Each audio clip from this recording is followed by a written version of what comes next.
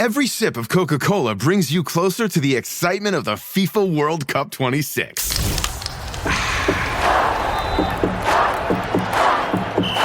Because nothing compares to the joy.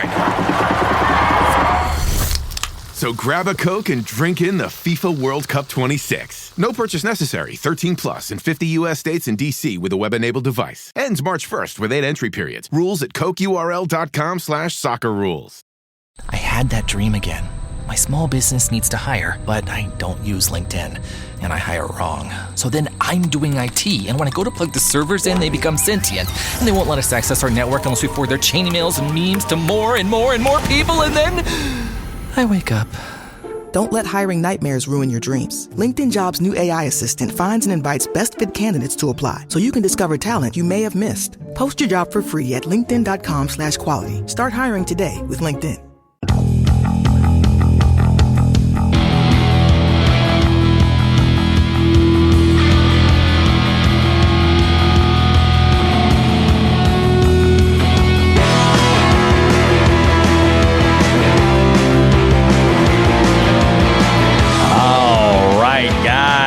Bobby, roast beef here, jigs and friggin' bigs. Man, we got ourselves one hell of a show this week.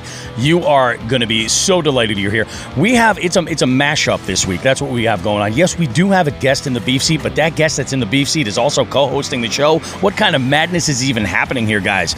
We have a conversation that we do need to have about fishing line. I'm telling you guys, sometimes the line that you are utilizing is costing you fish. And I know it's hard to believe and it's hard to admit, but it's a reality when it all comes down to it.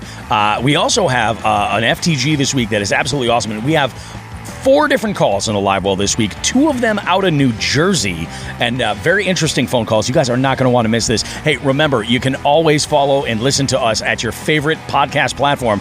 Make sure to get in touch with the show over at Instagram, and if you could, please leave us a rating and review. We would love to hear from you guys. Let's go ahead and get this show started. We'll be right back right after this.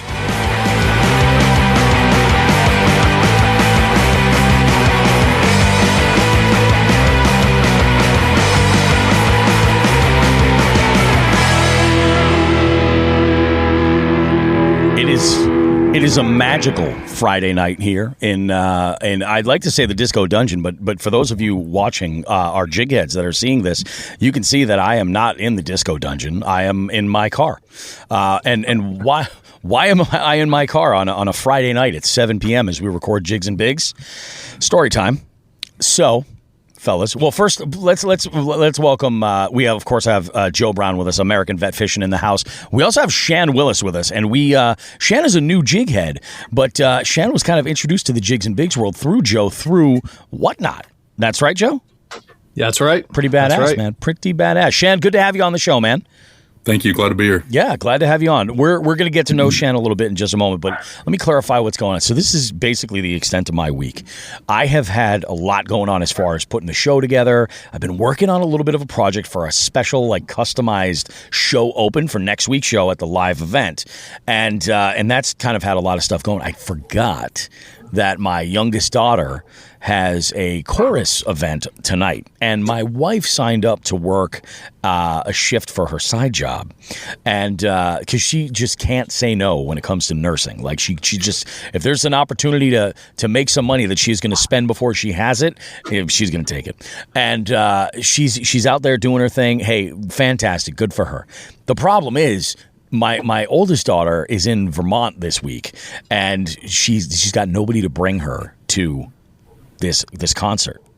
So here I am being the good dad, the podcast set up in the parking lot, making things happen on my end. And but I'll tell you what, I kind of like this. Like, I've got my seat warmers on. This is more comfortable than the Disco Dungeon by far. Like, I'm normally freezing down there. I'm comfortable as hell.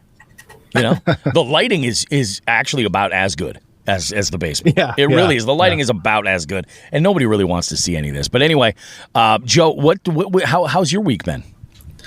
Anything interesting? Dude, my week was good. Yeah.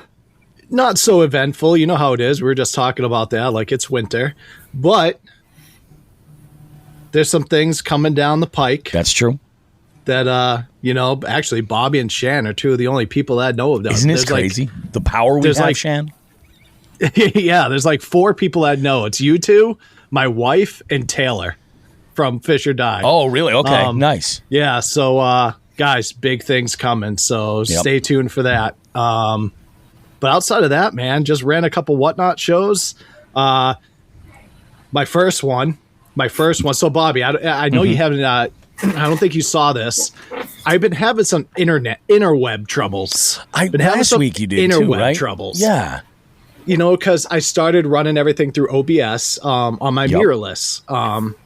You know, make it a little bit more personable. You know, actually be on the camera. Mm-hmm. And with my, you know, with the friggin' crotch goblins always online and friggin' playing and streaming video games and all that, dude. It was like my interwebs just couldn't keep up, dude. So I had like Shan hopped on. He's texting me. He's like, dude, this is killing me. I'm like, and I finally bring up my phone, or my kid brings up his phone. I see it, dude. I'm just like robot, dude. It like keeps going blank. I'm like, I can't even handle this.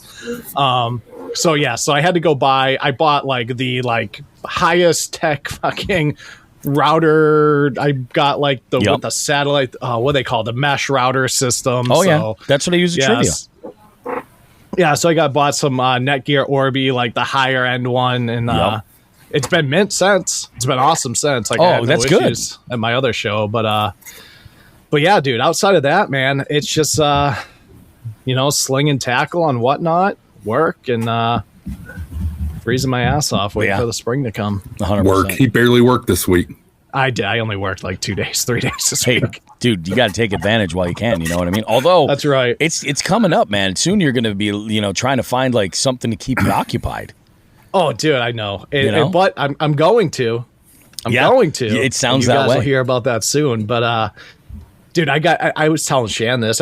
Bob, we've talked about this. I have the worst fucking case of senioritis now. Oh, dude. Yeah, dude. It happens. I just don't want to go anymore. Like, you know, it's like my guys are awesome. Like, you know, I deal with that. I had a little hiccup with one of my troops the other day. Shan knows about that. He decided to not set his alarm and not show up. So that's when Master Sergeant Brown had to come out and go to his house and wake him up. You know? So, but outside of that, dude, it was a good week. It was a good week, dude. Like, it's awesome. I'm here. I'm breathing. We're all breathing. We're happy. Yep. Because Joe's never slept in for work before. Never. That's why it was just a little like, hey, ding dong. Like, what are you doing? Yeah. Yeah, exactly. You sleep good? We've all done it. You sleep good? Yeah, we've all done it. I did the granddaddy of all oversleeping one time. So part of my old job when I worked in television, on Monday mornings after they shut the transmitter down, I would show up, and I was the guy that put the transmitter back online. Started the show, started the entire broadcast day, everything else, and before the news happened. I woke up at like 5:45, and I was supposed to have been there at like 4:30 a.m. And I was like, you motherfucker. I've never driven from Belchertown to Agawam so fast in my life. Like, I think there were cruisers behind me. It was bad. There's like 6 state police stations on the way. I was like, it was bad. I was like, this is not good. Still managed to keep my job for like another like 17 years after that, which is kind of crazy. But yeah, I had the same thing. Like when I knew it was getting close to me dropping a letter of resignation, I was like, senioritis like a motherfucker. Yeah, like, dude. Just it's couldn't pay me enough to give a fuck. I just been blowing through my leave like no one's business, and I just like, yep. I'm just like, oh, we have enough people tomorrow, not coming in, and my guys are just like, I don't blame you. We get it. Like, I'm jealous. Yeah, well, I'm jealous. Now, can you take it with you? Like, was it something that they'll pay out after your retirement? No, so you go on something called terminal leave. Uh-huh. So basically what you do is like, so I'll be going on my skill bridge, which is basically my internship. And within that, you burn your terminal leave. So you calculate it to where your retirement date is a certain date. So you just make sure you burn all your stuff before that. Gotcha. Yeah, so you don't take any. I mean, you can. I think, I don't know if for retirement you can cash it out if you don't use it. I'm not sure how that works. That you can, but you get like I think it's like you only get like $50 a day if you cash it out. Oh, or something yeah. like that. Yeah, So it's trash. You know what I mean? You're better off using it before it's gone. You don't get any of your BAH, BAS, none of that. Yep. It's like a stupid low rate. But so I'll use that up, and you get like, dude, even if you're not looking for a new job or house, you get, I think it's 2 weeks for house hunting, 2 weeks for job seeking, whether you're doing it or not. Yeah, it's pretty crazy. That's great. That's awesome. Yeah, so I'll better than most gigs. Right around July, August, I'll be completely done. No shit. That's awesome, dude. Yep. That's fucking badass. I love that. We called what Joe is now road sergeants retired on active duty. Yeah, exactly. That's what we called them. That's like fucking that. awesome. I've never heard that. You might hear I had to restart my truck. Because I've been running for a little bit, so I'm just restart it. But 45-minute increments. Exactly. But I was smart. I got my Jackery running here, and it's plugged in to charge as it's going. So I'm only depleting it very slowly right now. So we're good. I shouldn't have any interruptions. Even my hotspot is running off the Jackery, so there should be no dropouts whatsoever. Everything should be really good. But man, that's crazy. So Shan, how is we're gonna get into like the origin story of Shan Willis in a moment. But like, tell us last week or so, maybe last couple of weeks, been up to any fishy shit recently? I've been freezing, but fishing in. I've got a pond here on our farm, and I've been sneaking up there and BFS fishing. Oh, no. And, I didn't realize you were into bait finesse either. That's awesome. Nice. Yeah. I wanted that to be a secret for you, Bobby. I saw that like ding, ding. No, I just got into it, and I've been wanting to mess around with it, and it's pretty fun. It totally is. I love it. Yeah, it's a blast, and I've been testing stuff out, testing the little bellows gills out and stuff, so. That's awesome, man. And if I can stay in the cold, I go up there. Oh, hell yeah. So where in the country are you based? I'm halfway between Indianapolis and Cincinnati. Gotcha. Okay. Out in the middle of nowhere. Are you going to be at the Columbus Fishing Expo? Probably not. All right. I was going to say, otherwise I'll see you there. Well, no, I'm not going to be there. Joe won't be there either, but I will be. I'm going to be. I'm going to be working with Dark Horse Tackle. But I don't know if you've ever been, but it is absolutely freaking awesome. Yeah, it does get cold in that part of the country. I thought you were much further down south. I was like, it can be brutal, man, in the Midwest. Yeah, same. The Columbus Expo is a very contentious subject right now because we do it every year. Bobby and I go down as a team, and this year. They changed the dates, and I was double booked for another show here up in New England. What I was helping set up and working with Fish or Die, and they so we were double booked. So, and my wife was pissed. I mean, I've said this story on the show because she loves going to Columbus, dude. We have a blast. Yeah, dude. We rent a house with a Dark Horse Tackle crew, and it's just 3 days of absolute mayhem. It's such a good time. It's funny. You mention the house. Okay. Because today I got an invite notification from Zach over at Dark Horse. And it was like through Airbnb, like join part of the trip. So you could see everybody who's in there. And I was one of the first ones because again, I was like, I think I was actually doing a test run. It was right after we tested everything today, Joe. I got that notification from Zach, and I went through. Dude, the place that we're staying with is on the level of the first place we stayed at. That's nice. Awesome. It's That's very, what Zach very was nice. telling me. Yeah. And then who's staying there? I guess it's going to be more content creators that will be there than it will be like Dark Horse team. Oh, no kidding. Paul and Jeff from Aggressively Average Anglers, I guess, are going to be there. Okay. Darren Wendell from Wendell Fishing and Kayak Fishing Obsessed, he'll be in the house with us. So awesome. I'm thinking. We got to figure out what we're going to do that week as far as recording the show. Obviously, the 300th episode, we're going to record that Saturday night. Sure. But we have to pick a date, and I don't know, maybe it should be like Friday. Maybe we stick to our schedule, that we do Friday night and bang out the show, get it done. But I'm hoping, with the content folks that are there, especially those like Jeff and Paul and Darren, like they're all going to be game to jump on a show. Hell yeah. And it could be kind of fun because I'm bringing some whiskey this time because I have too much at home. And I just, remember last year we had that table. It was just full of bottles. Yeah. I want them to be bottles that I'm just getting rid of out of my house. Because, man, I don't drink the way I used to, dude. And I have and I've got bottles of Buffalo Trace I haven't even opened. I've got like all kinds of good stuff. So, yeah, why not? Why the fuck not? I'm jealous. It's going to be a good time.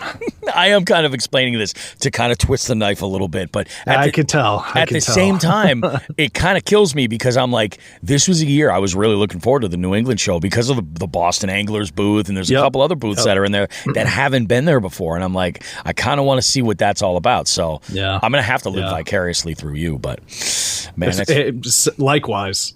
Speaking of expos, there's a big one going out on the West Coast right now. Out in, I want to say it's in Sacramento. I'm not 100% sure, but we've got some friends that are there. Bait and Bougie's in the house.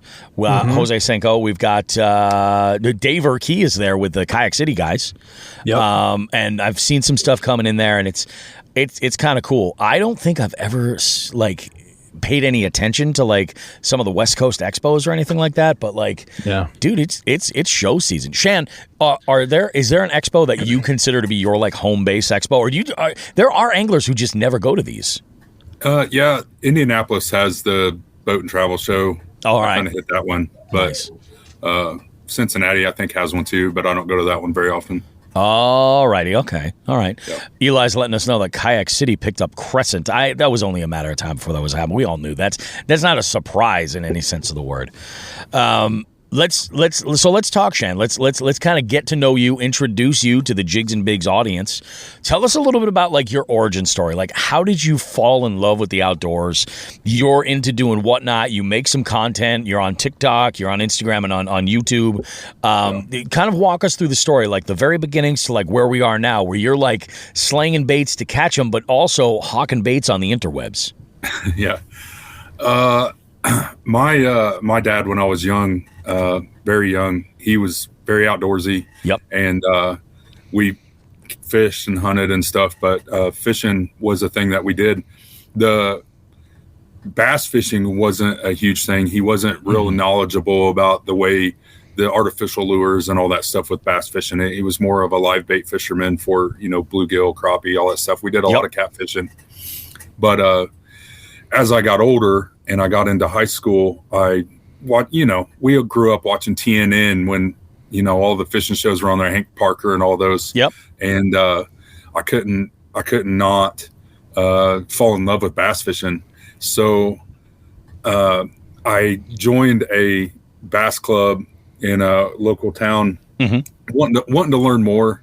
And I got stuck with all these old farts that they didn't teach me a damn thing. They were too afraid I was going to beat them or something, and I was terrible. Sometimes that's what it is, man. I just wanted to learn. Yeah. And so I was a co-angler for years, just fishing with them, and I didn't really learn a lot, which was a bummer. And so shortly after that, I joined the military after I graduated, and I met up with some outdoorsy guys in the military that like to fish and stuff. And one of my buddies, we fish in tournaments in Illinois quite a bit. Oh, all right. And one of the only tournaments I ever won money in was out there, and that was interesting. Oh, no kidding. Nice. With him. And so after I retired from the Air Force, I moved home. Yep. And I bought my first bass boat, and I fished for a little bit with it, but my sons were so young and little. They didn't like fishing in the lake because we have this farm pond here. They could go up and catch anything they wanted. And, no pressure at all. Cast. Yeah. Why would they want to go to the lake and catch one maybe all day? Yep. So I ended up selling the boat, and I went on like a 10-year hiatus of not really fishing that much. Oh, no kidding. And I recently got back into it and got another boat. Yep. And it was actually given to me by my father-in-law. Oh, that's awesome, man. Yeah, it was great. It was him and his dad's boat, and meant a lot to him, and it means a lot to me, and it's serving our family, and we're having a lot of fun with it. And it's awesome. So within the past year, I've just gone nuts getting back into it and all that. And then I found Whatnot. So that was a discovery in its own. I believe for my bank account and for for fishing in general. So you started as a shopper. Oh, absolutely. Yeah. Oh yeah, I think that makes sense. Yeah, it's addicting. Yeah. It's actually, I say it's an obsession because an addiction needs an intervention. Obsession, you don't need an intervention for an obsession. Nope. No, not at all. I totally get it. And it's funny because like now you have, I would say like celebrity sellers on there. Like I just saw like, you know, John B is selling stuff on Whatnot. Some folks are just using it as an opportunity to like move like old stuff that they've got that's taking up room, which is kind of cool. I like that. But also like the dudes that are there, like you and Joe, like you guys are that is your thing. You know what I mean? Like, and you're good at it. Like, I'm not saying that these other guys aren't good at it, but like you're focused. Like, and you've got. I've noticed like with Joe, like there's regulars. You know, I mean, and there's some crossover. Like we're lucky. Like some of the names that come up will be the jig heads that are like making purchases and like losing life savings and stuff. But like on your end, like what's been your relationship with those regulars? Are they following your socials and stuff, or how's that going? Yeah, some of them. And the cool thing is, I have met some really cool people and Whatnot, and they have become really close friends and that I talk to daily. And some of them are sellers and some of them are buyers. And some of them I met through buying, just seeing them in shows regularly. And like they've become, some of them I've never, or most of them I've never met ever. Yeah. And they've just become really cool friends that I probably will fish with someday. But those are the best. Those are 100% the best. What was I watching? Yeah. I think I was watching a YouTube video earlier this week, and there was somebody talking about like the social connection of like just people in the outdoors in general. But there was like there was this interview portion where there was a guy fly fishing and he was recording stuff, and he goes, "Do you mind if I ask you, to talk to you about fishing while you're fishing?" He's like, "Yeah, absolutely." He goes, "So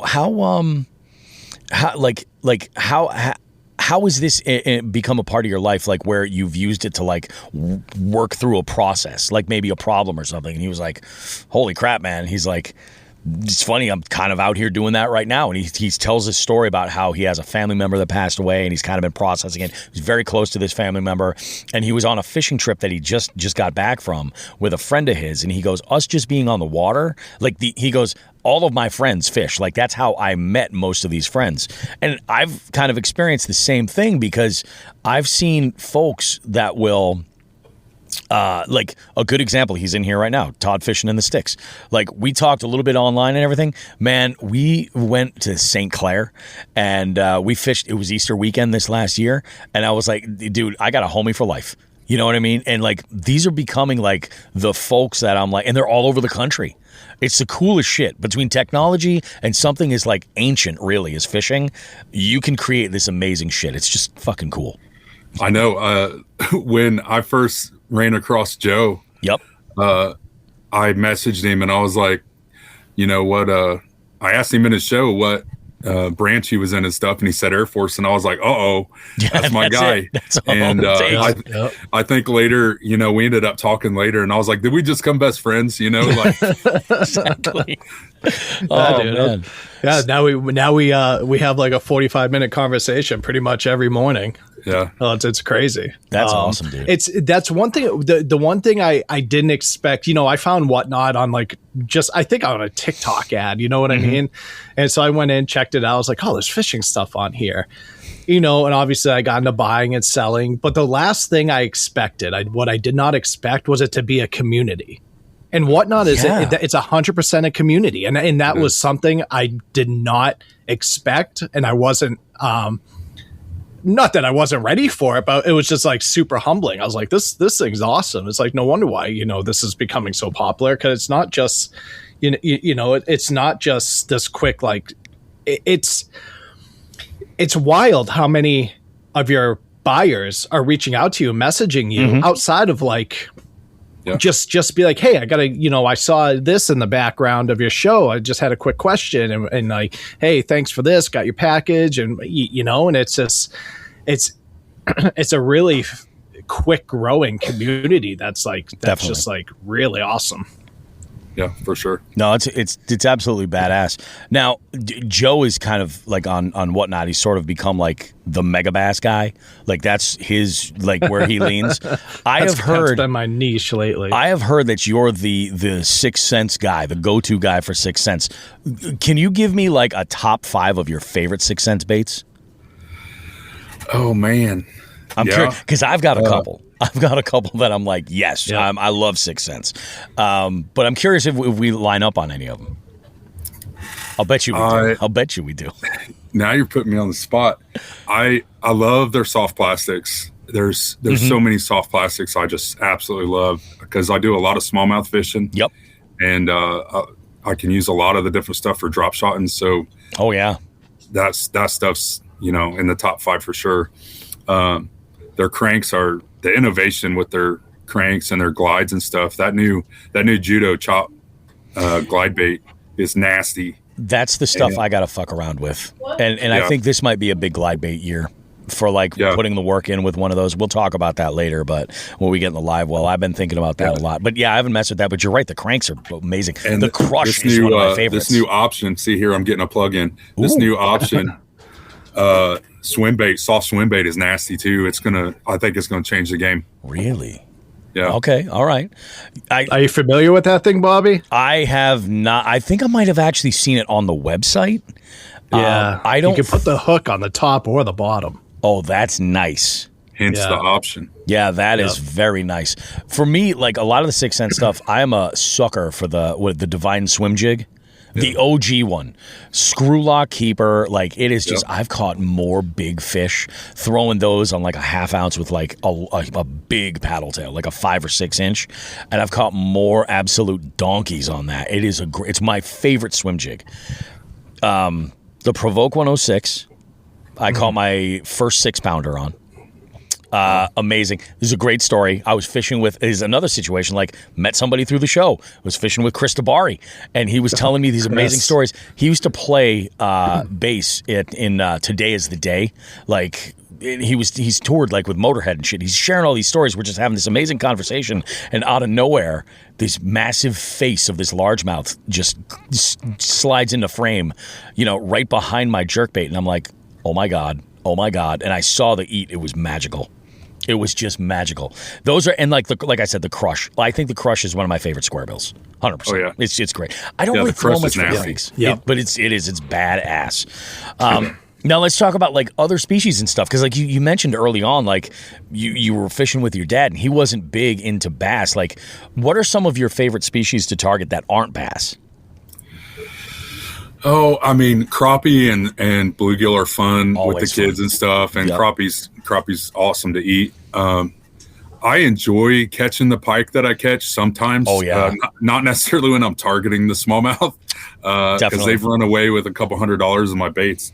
But they are fun to catch, and when where we go, it's nothing to catch 10, 20 of them a day, and when the size starts to get up there, that it makes it a lot more fun when you catch 10 of the same ones.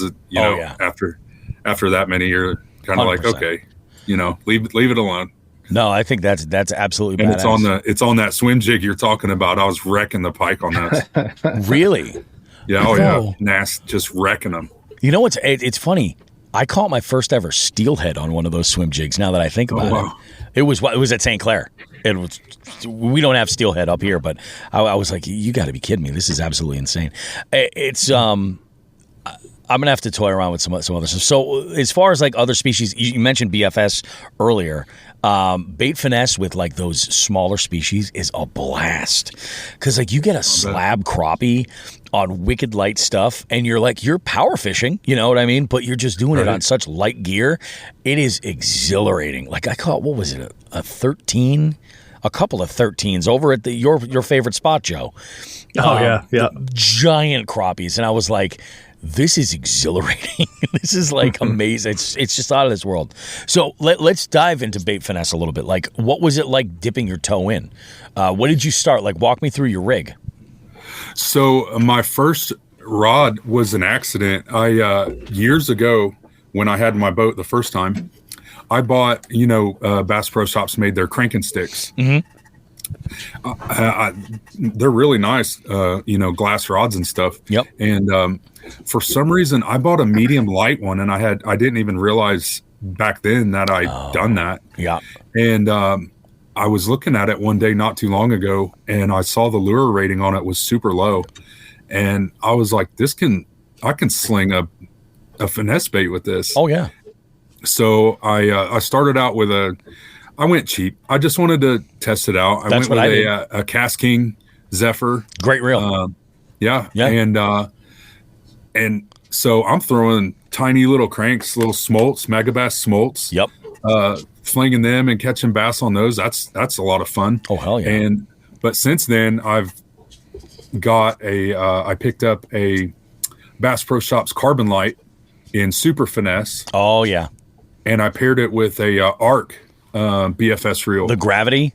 Yeah. That's my jam. I think that is that thing's nasty. If somebody's getting into it, and like we had was it a week or two ago, Joe, we had NJ BFS gang had asked about he had just bought a Gravity reel, and he's like, what should I pair it with? And I was like, buddy, you got the reel that can literally do it all. Because of that adjustable brake setting on the spool, you can throw the lightest stuff, or you can get a little bit more on the power BFS or the barely BFS, the way some people describe it. And I'm like, it can do so much with that shallow spool. It is nuts, and it is absolutely badass. I started on the cheaper end too. Like I went a little bit. I spent a little bit more on the rod. Like I got a Shimano Majestic XT, and it was I think a light fast. It was like a 6'2" light fast, and I was initially looking for like a 7. I was looking at the Dobbins Sierra BFS, and because that was a one-piece 7-foot rod, and I was like, but once you get into it, you're like, it's just, dude, these 2-piece rods are designed in a way to work super effective. I do have some one-piece, like I've got the Gravity, the Bass Finesse from Arc. That's a one-piece. My Pig Jigs Custom is a one-piece too. But like, I was like, I just want to know if I'm going to love it. And then like, what was it? I want to say it's Bait Finesse Empire maybe? Just brought back some stock of Suyanara Dark Wolf Ultra 50s, and that was like I think it was like a $70 reel, super, and it's crazy light. It's stupid light. It's all carbon fiber, it does the job. And I was like, somebody asked me about that. They're like, oh, should I pick one of these up? And I sent them a picture of my PB brown trout. Like, yeah. It's a good reel. It stands the test of time. I got one, guys. I got a BFS rod. Hang on, I gotta see this. I never use it, but yeah, you do never. What do you got? Is that? Oh, this is the Janko double down, and that's the Janko double down rod. That's a Janko double down rod with a Corrado BFS. I should just buy that from you. I really should. Put it to some use. No, that's badass. So have you done any traveling, Shan, specifically to fish? Like anywhere, or like where, if you have, like where do you like or want to go? So I end up, we go to Canada, me and my buddy, my net man. Mm-hmm. We end up in Canada, and I've got 3 trips planned up there this year. Nice. We went twice last year. We went to Dale Hollow last November. Oh, man. I want to fish there so bad. Yeah. Legendary. Yeah. That's badass, dude. We didn't really get on them at Dale Hollow, but it was fun. I was slinging top water, and that was a good time. Caught some spots. Caught all 3. Caught largemouth spots and smallies on it in one day. That was fun. I spotted one of your posts about your net man, the difference between you netting fish and him netting fish. Dude, that was hilarious. That is hilarious. Borderline a joke, but it's kind of true. Oh yeah, no, 100%. I feel like I am that way as well in your shoes. Like, I've got friends of mine that, like, when they hook up, I'm like, I will drop like my most prized combo in the water to make sure we get that fish in the boat. But I have other friends of mine where I'll be fishing and I'm like, you got this. I'm like, you're fine. Or if it's my kids, oh my God, if my kids hook up while we're out, I'm like, hold on. Or you could have Zach on your boat like I did from Dark Horse, and you the first cast of the tournament up in the St. Lawrence River, you hook into a nice one. And then all of a sudden he comes in with the net like I got a tuna and he's got to gaff it, and he just starts poking at it with the net. Next thing you know, it's gone. What people didn't see in that video, one was both of those times that he was netting his own fish, I was tying up his brother's leader for him. Oh, is that what you were doing? Yeah, I was tying a leader for his brother so he could get back to fishing. Fair enough. And then I didn't show when I went to net one of his fish, and the line snapped when I touched it, and it sounded like a gun going off. It was bad. Yeah, I felt terrible. Feeling. It was a good one too. I felt pretty bad. There was that is the worst feeling when you're just like, oh shit. I went through some videos. I was just gathering footage for the 300th episode, and I forgot, like, I fished Champlain with Binya, and there was one, like, he actually got some really good footage grabbing the net and coming. We cut this together. It looked really good. And it was the biggest bass we put in the boat that day out from underneath this dock at this marina. And it was awesome. And then, like, I had my only smallmouth that was hooked up that I just lost. This wasn't a net problem. But the pike that I hooked was just a monster. It would have eliminated my thirst to go and catch a 40-plus incher. It was a good-sized pike. It probably was close. And, yeah, it was one of those where just, like, it moved the wrong way as he was dipping the net into the water, and then just bye. Yeah. It was rough. My biggest pike I caught on a drop shot. Dude, I was fishing with one of our listeners, Topless Timmy Jakes, good friend of mine, and I think he had put, like, a brown in the boat on a drop shot on this, like, deep, like, rocky bottom, though, and which finding a brown in that area kind of makes a little bit of sense, you know. I was like, okay. Then we're away from all the weeds. When I fish this spot for pike, where there's weed beds, I just target and I'll bounce between like 4 different spots until I can find these fish when I'm looking for pike. And he put a 25 or a 28 incher in the boat, like, in a thick but short pike. Ridiculous. On a drop shot. It was. Yeah. I wish I would have had a camera running there. Fishing in the sticks. I catch pike on Ned rigs. I was on a Ned rig. I caught a pike on a Ned rig while fishing a prototype for Taylor. It's the first fish I ever caught on it was a pike. They're amazing creatures. I was just talking with Becca today about going up and doing some muskie fishing with her in Maine. Oh.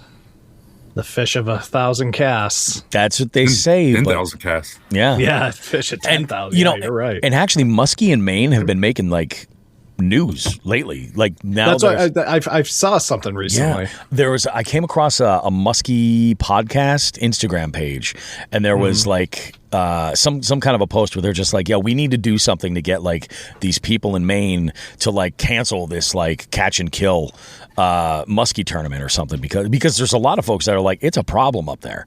Like, they don't want them in that body of water because they're that's not where they're supposed to be. And I don't know, like, how they got there, like, who stocked them, or if it was bucket biology or whatever. It was maybe a combination of a little bit, of both. Right. But yeah, it's something else. So I was like, yeah, we should go and fish in Maine. And obviously, like, there's other. My goal is eventually someday to have, like, just a photograph holding up, like, a 55. Yeah. You know what I mean? That would just be amazing. No, even if it was a guy next to you. Could I just hold that? Yeah, exactly. Like, hey, man, look. Quick pick. I don't know how many monster muskie scare me this fall. I mean, it literally scared me in my local lake. I was reeling in a chatterbait, and it followed it clear to the boat. I thought its head was a bass, and I realized that it was. It had to have been 45 or 50 inches. It was massive. Oh, shit. It literally scared me. That's a big fish. We got to hook up with ND Yak Angler, dude, and be like, dude, can you just bring us out fishing? Yeah. I mean, I just want one. Just for the smallies alone. 30 a trip, bro.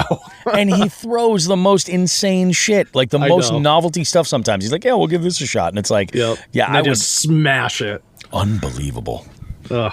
Oh, good stuff. Good freaking stuff, man. So yeah, let's talk about so you're in and around, like, in the Indiana, like, Ohio kind of area, in that part of the country.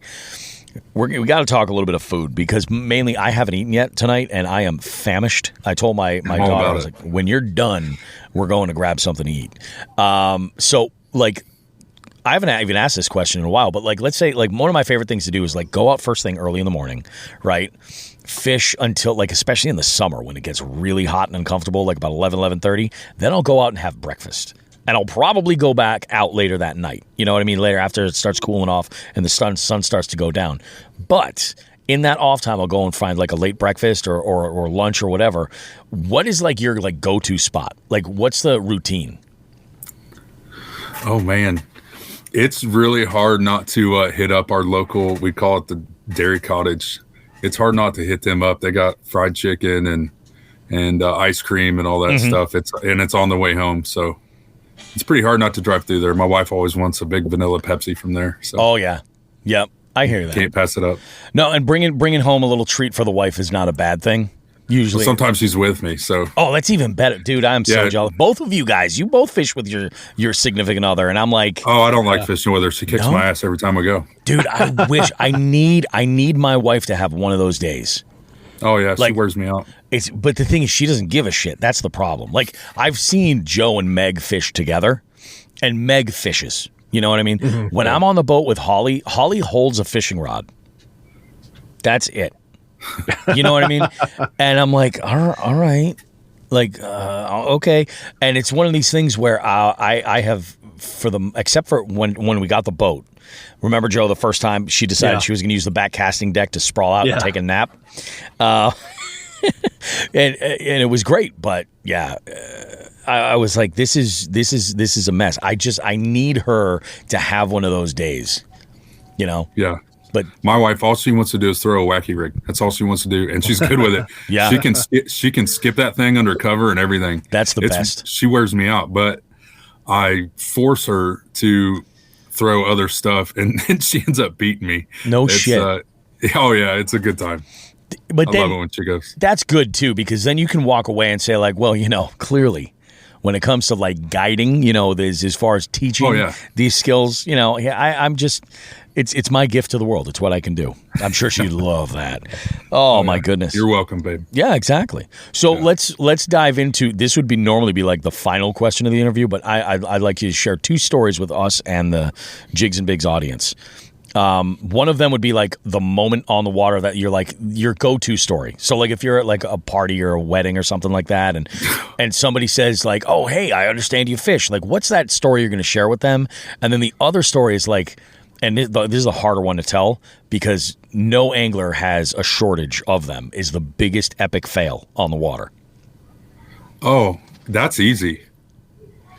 I'll start with that one. Okay, all right. How about just forgetting to put the plug in the boat? Oh, dude, I did that this year. Yeah, that sucks.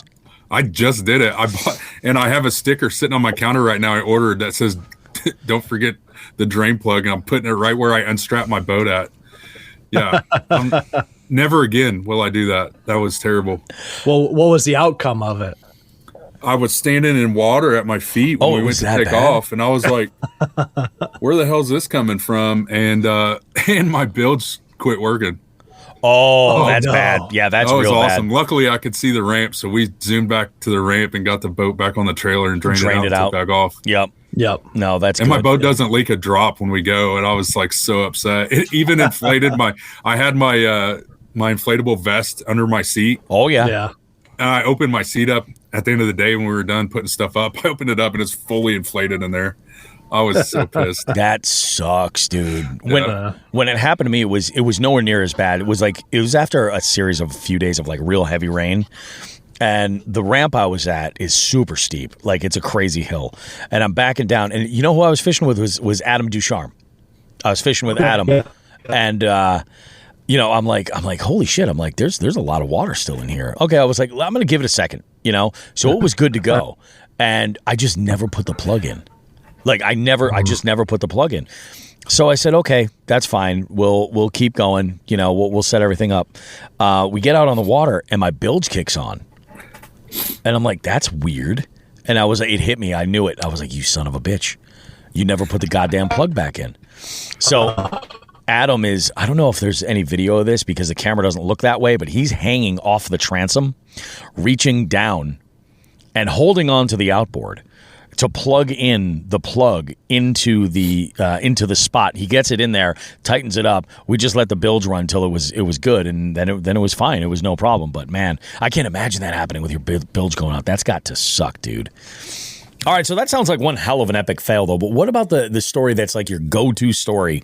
You know, somebody bumps into you at the bar or something like that, and they're like, "Oh yeah, so and so was telling me, but you like to fish. What about it? Like, what's your go-to?" Man, I would have to say just this past fall we went up to Canada, and I went with my buddy who introduced me to the area, my net man Mark, and we took his brother as well, and they typically had always fished live bait. Yep. All right. And I'm not into that. Nothing against anybody that is. Yeah. I just I get that. I like the chase rather than waiting on them to come to me or whatever. Excuse me. But the thing about that trip that was the funnest was seeing specifically his brother be so happy to be slamming like hogs. That's awesome. I personally caught 78 smallies in 2 days. Holy shit. And that's a good day. There was a handful of them that were under 3 pounds. I mean, it was a blast. And they got on some good ones, and they had never drop shot. Well, Mark had, but his brother had never drop shot before. Yep. And so we introduced him to that, and I mean, he was just elated with it. So much so they didn't make me chip in for gas on the trip or anything. That's awesome, it was, dude. Yeah. But just I think it's the same. It was that same feeling. I'm passionate about cooking and stuff, and I think it's that same feeling, a rush I get from making a really cool, unique meal for people. Yeah. And just seeing them be happy about it, hearing, you know, I don't know.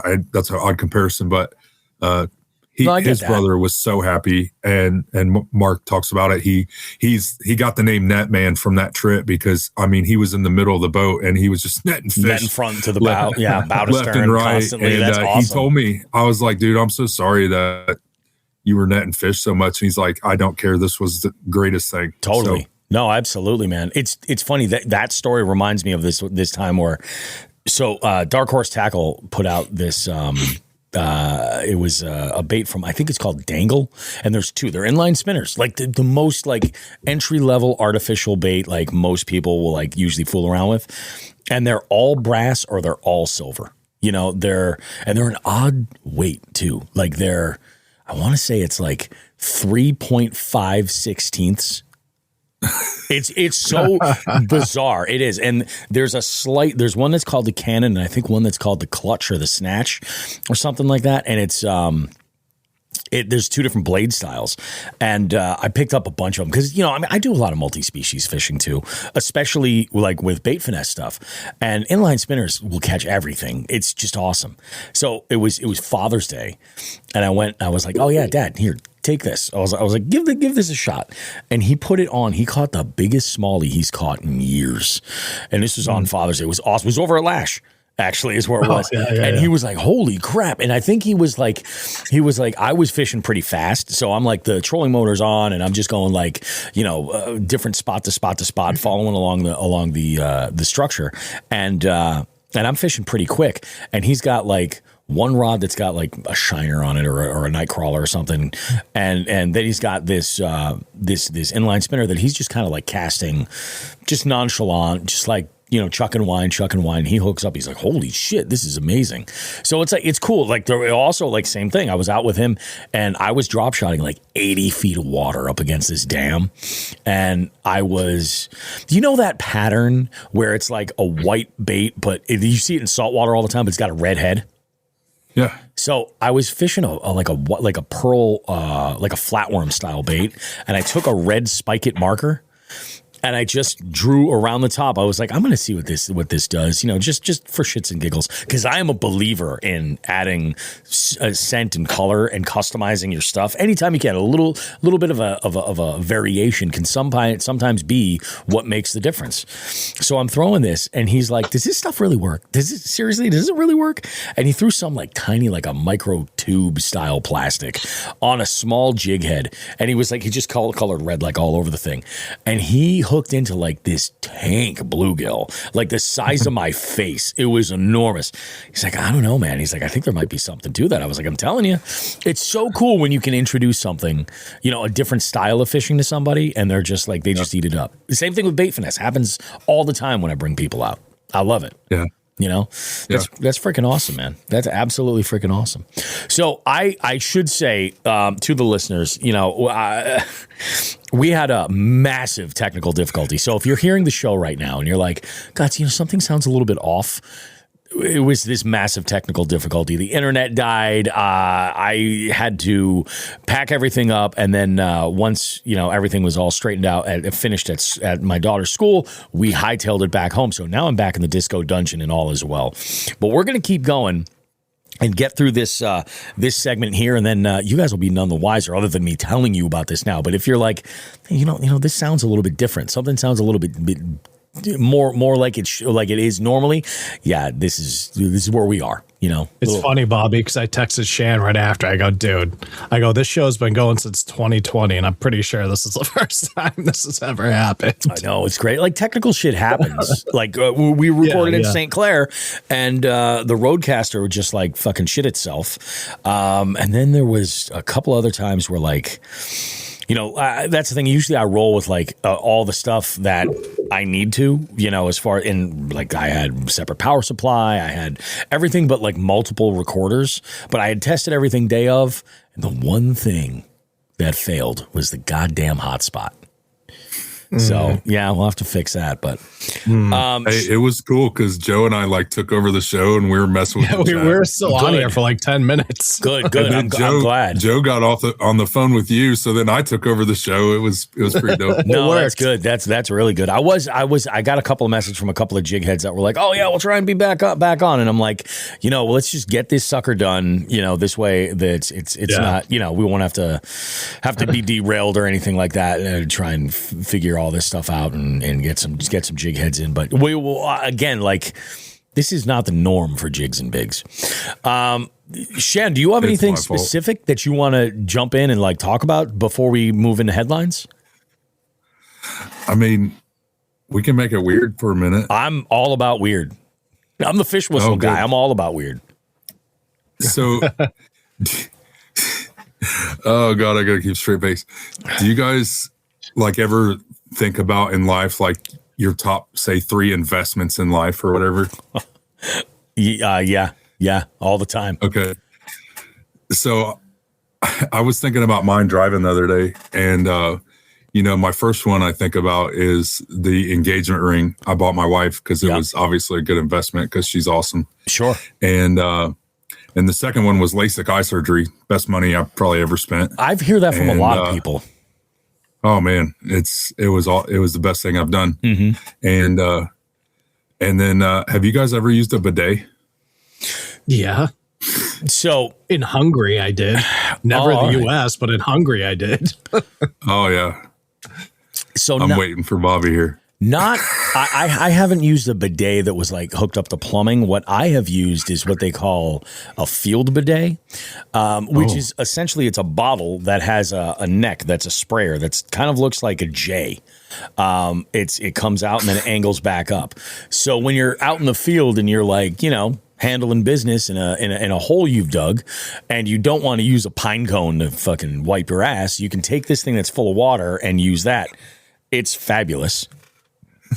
It's wonderful. You guys made it way weirder than I expected. You're on Jigs and Bigs, baby. That's what we knew. I should have known better. Dude, I was in Hungary, right? And for a military thing, and we're at the airport, and I get off, and I was like, oh my God, dude, I have to take a shit so bad. And I go into this place, and it was by far the nicest bathroom I've ever been to in my life. Yeah. And I'm like, you know, so shit, I was on my way home from a deployment, you know, so I just probably stopped in 3 different countries. I'm all dirty, sweaty, haven't showered in days, in uniform. And I walk in, and nicest bathroom I've ever seen, dude. The bathroom stall was so big that it had a waiting room chair in it, like a nice one though, in the corner of the, like, so I'm sitting down the toilet taking a shit, and like I'm like, wow, one of my buddies could have came and like hung out with me. And they could push on your shoulders while you're waiting. Yeah, there you go. Yeah, and dude, and it was Cheer huge. you on. Like it wasn't like up against me. It was like 5-6 feet away. And then the whole time, that's your battle buddy right there. Yeah, exactly. So the whole time, dude, the bidet is right next to me, and like I'm like, I never used one before, and I'm like, I'm not good. Like I keep looking at it, you know, like it's like intimidating me. So I'm like, I don't know how to fucking use that thing, but I was like, but I want to so bad. And I'm thinking, my ass hasn't been washed in like 3 days because we're in the middle of travel. Yeah. Yeah. So I did it, dude. It was a huge learning curve. Like you could change like the temperature, like all kinds of things. That's nice. It did get my pants and my underwear wet because it like scared me at first. Oh yeah. You know what I mean? So I did I got up a little bit and it shot right straight in. So I'm like, all right, well, the swamp ass is still gonna be there because now it's gonna feel like I pissed myself. I'm like, but it was nice. It was nice. And that's hilarious. The pressure is pretty significant. It's way more than I would have anticipated. Yeah. That's why I was like, it kind of scared me a little bit. I was like, what? Like you're thinking like, what if I hit a bullseye? You know what I mean? Man, you guys really ran with that one. We're going to run a little bit deeper actually in a minute because Joe, you said something that triggered a memory right here, or a recent memory within only a couple of weeks.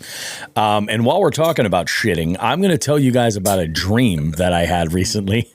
Oh God! So I had this fucking dream that I was out and I was meeting a buddy of mine, a wicked old friend of mine from college, and we were going to see a movie at this mall that is no longer there. Like it's been bulldozed and it's gone, but there was a movie theater here at one point or another. And I got there before he did, and I was like, I'm going to go in and I got to take a shit. Let's go.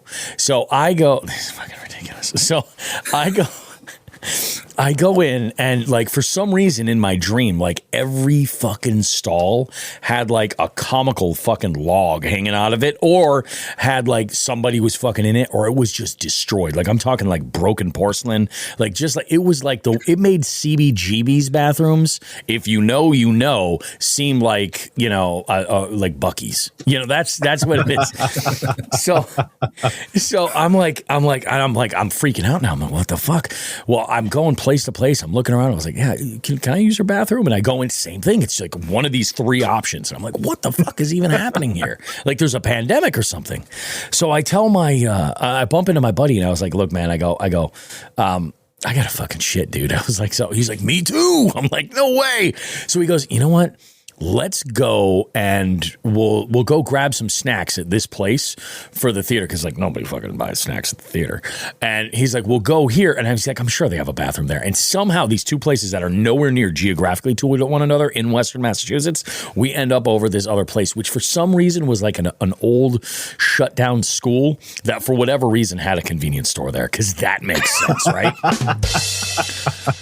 This was the night on his gummies. Right? Oh, dude, I am stoned. I'm only like halfway through this beer. This is a mess. Although I was 100% on some gummies at this point when I had this dream.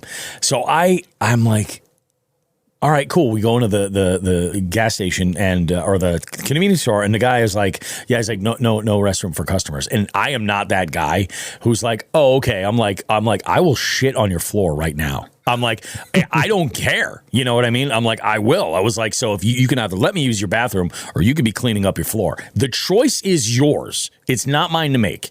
And I've said this to people before, and I always get to use the bathroom. Obviously, because I think there's something they're like, this man, he ain't right.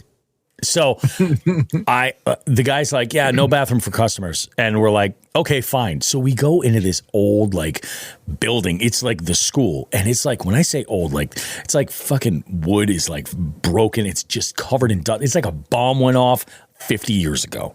It's ridiculous. And we're climbing through this stuff and we're looking for bathrooms. I don't know why. We're just climbing around. And my buddy's like, dude, I got to just sit down and focus because it's getting bad. I was like, all right, cool. I see a door. off in the distance. And I'm like, I'm going to go check out what's over there. So I go and I make my way through, and the floor is like, we're on the second story now, and the floor is like, you can see through it in holes.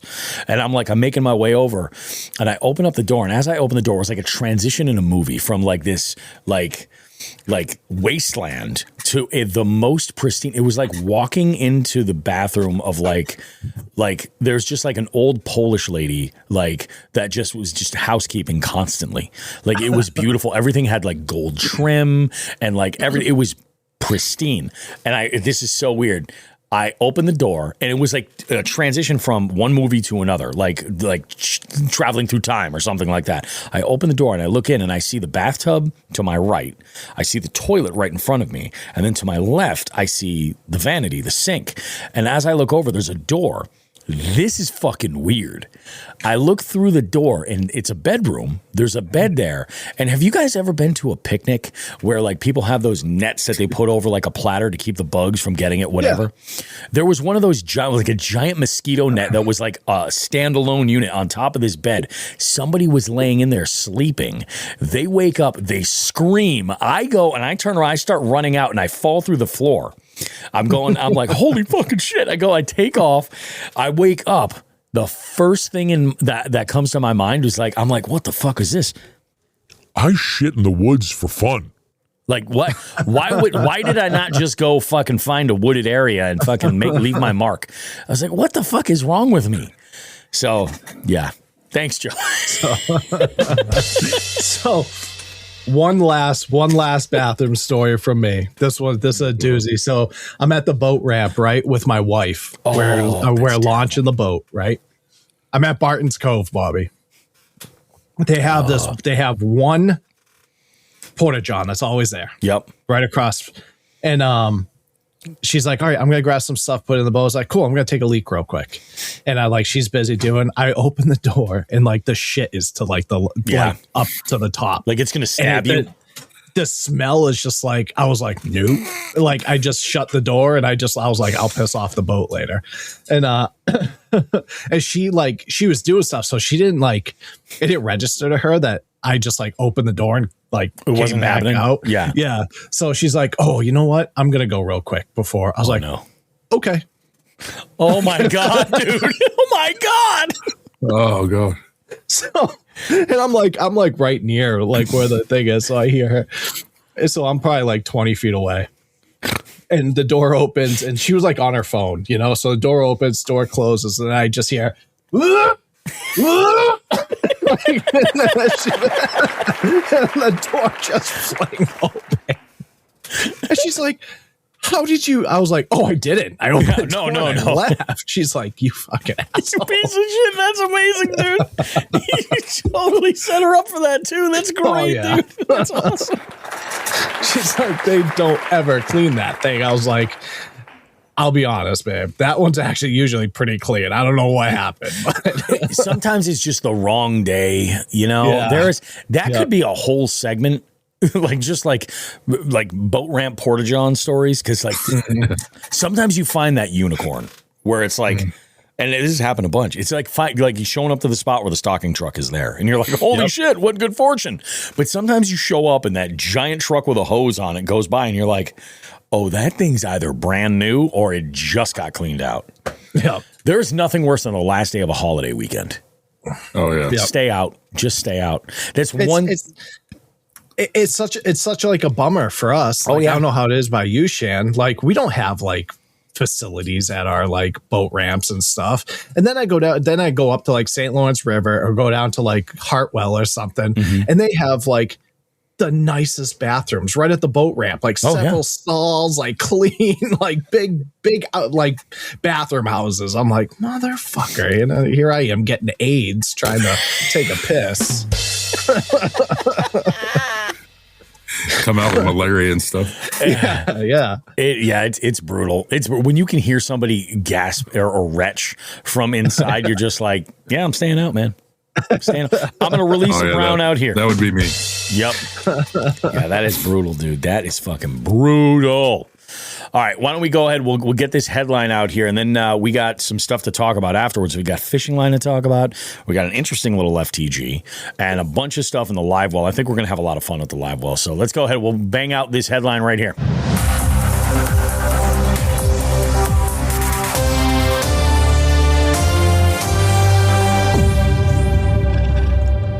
So originally, the Canadian koala has sent a story that really interests me, but unfortunately, he sent it on my phone and my apples wouldn't talk and I couldn't get it onto my computer. So I'm going to try to do that for next week. Okay. Or the week after the live show. But I did have this one because we've talked about this and, the Swift River has a situation like this, but Maine lawsuit claims that fly fishing only regulations are keeping the common angler down. All we're saying is that if you can go to a spot and catch and keep a fish, you shouldn't need to use a fly rod. A family of Maine fishermen wants to change regulations that limit certain water bodies in the state to fly fishing only. To that end, plaintiffs Joe Legier, Justin Legier, and Samantha Legier have filed a lawsuit against the Commission of Maine's Inland Fisheries and Wildlife Department, claiming these regulations are unfair and unconstitutional to standard fishermen. The Legier's lawsuit, filed in Kennebec Superior Court in October, is being funded by the International Order of Theodore Roosevelt, an organization committed to expanding America's right to hunt and fish in all 50 states. It contends that because the sport of fly fishing is dominated by wealthier anglers, Maine's policies around fly fishing only waters discriminates against working class Mainers. The suit also alleges that some of the current restrictions undercut Maine's right to food amendment, which has been interpreted to include the right to hunt and fish for subsistence. Not surprisingly, the lawsuit is causing a stir in Maine's fly fishing community, which broadly views the elitist argument as off-base and misguided. Yeah, they're mad, a spokesperson Jared Bernstein tells Outdoor Life. These are the responses that he's gotten from the local fly fishermen. This includes Maine fly fishing guide Kevin McKay, who makes ends meet as a UPS driver and says he's middle class through and through. When I started fly fishing, I was 27. I think my first fly rod was from LL Bean. It was a Streamlight and it was 50% off. So I got into it really cheap. And I look at Walmart this morning buying some stuff for Christmas. They have a Cortland set up there, and I don't know, $100 maybe. So outside of all that, this suits other argument that limiting certain waters to fly fishing impedes Mainers' rights to feed themselves. This is a little bit more complicated. Out of the thousands of lakes, ponds, and streams open to public fishing in Maine, 226 public waterways are reserved exclusively for fly fishing, according to the lawsuit. Some of these waters are catch and release only, so in these places, the right to fish for food is a moot point. If it is catch and release only, I totally understand. But if it is not, or it's partially, if it's catch and keep partially,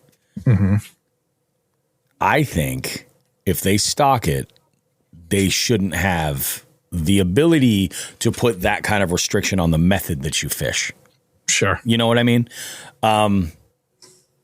I've never fished in anywhere remote, but I have hiked by that, the waters in the Swift River where it's fly fishing only. And I kind of get why it's fly fishing only. Like looking at it, it kind of makes sense. Like, but I don't know. At the same time, like, fly fishing is fucking weird, man. It really is. Like I say that because like you're right. There's a lot of people who are much more affluent that fly fish. Like that's what they're just into. But you don't have to do it like to the extent that a lot of them are. Like there are things that are out there that you can do. But I do feel like regardless if you're and I've also talked to people who fly fish that catch fucking stripers on fly rigs. You know what I mean? It's like.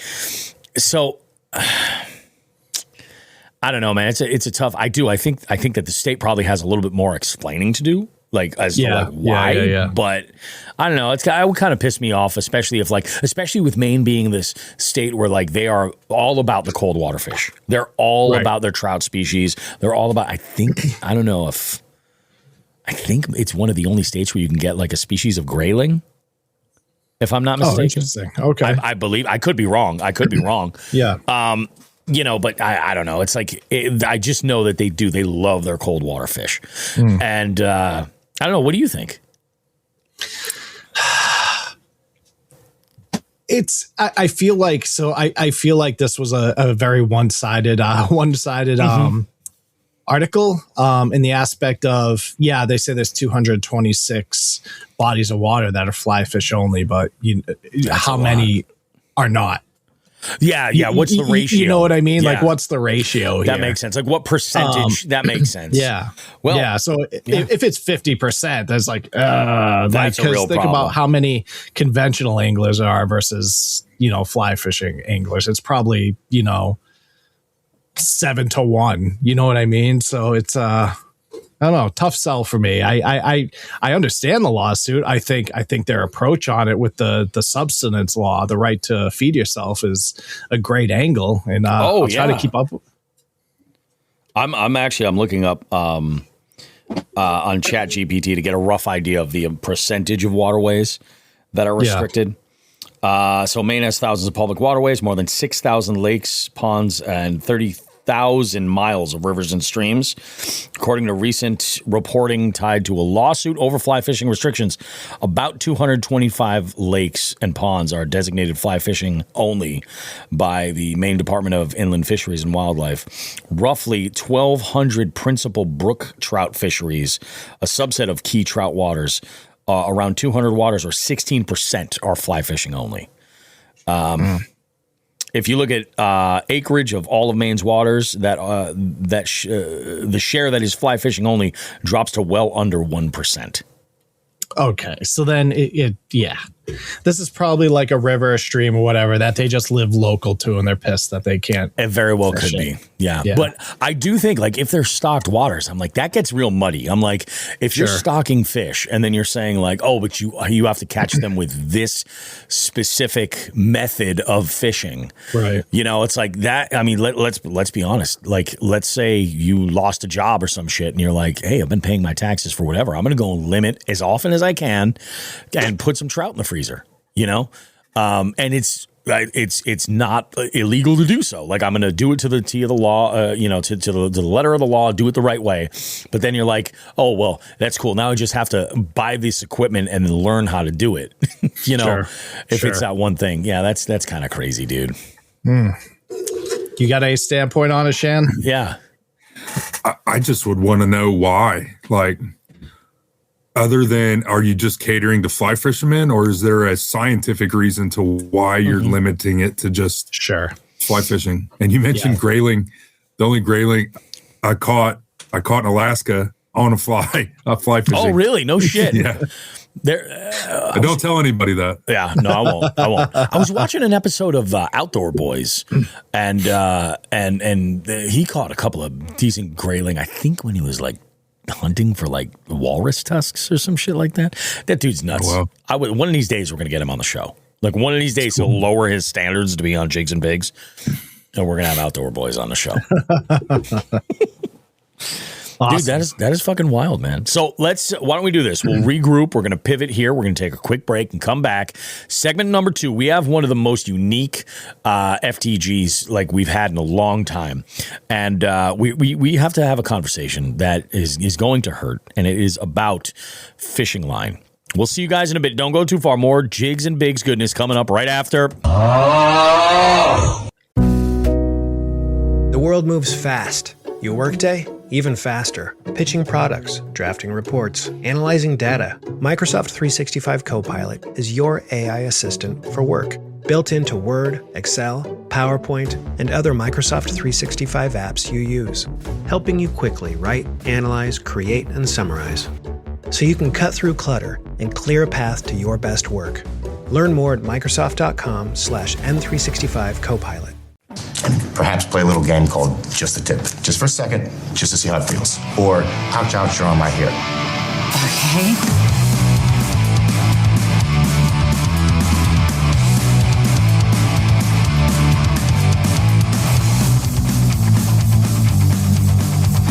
Alrighty, kids. It is time for Just the Tip. And this one's going to get uncomfortable. Here's the simple fact. The line that you choose to use very well may be costing you fish. And no, this isn't about like brand loyalty or some magic pound test rating or anything like that. It's about the right line for the job that you're actually doing. Most anglers, they'll pick the line based on habit. This is what I've always used. This is what my buddy runs. This is what comes on the reel when I bought it. Fish don't care about any of that stuff. Every line that's available to you has a job to do. For instance, braid gives you amazing sensitivity and has absolutely zero stretch. That's great for feel and for like hook sets where you got to really jack them. Fluoro, it sinks, it stays tight, it disappears better, and it's great for those contact baits.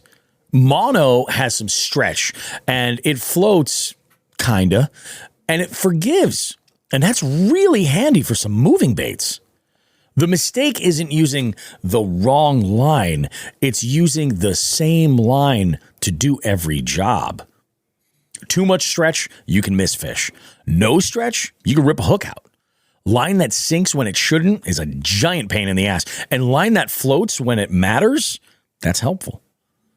I can't tell you how many times I thought fish were short striking my bait when in reality, my line setup was killing the bite. And once I matched the line to the technique, totally different day. This matters more, even more actually, with today's rods and electronics. We're fishing deeper, we're fishing faster, we're fishing more precisely than ever before. And the line is quite literally the connection point that very few of us actually think about. So here's the actionable tip. If something feels a little bit off, maybe don't change the bait first. Ask yourself, is this line too stiff? Is it too stretchy? Is it too visible? Is it the wrong diameter? Fix the connection before you write off that lure. Because the best rod and reel in the world won't save you if your line choice is necessarily wrong. So let me give like a couple of examples here. All right.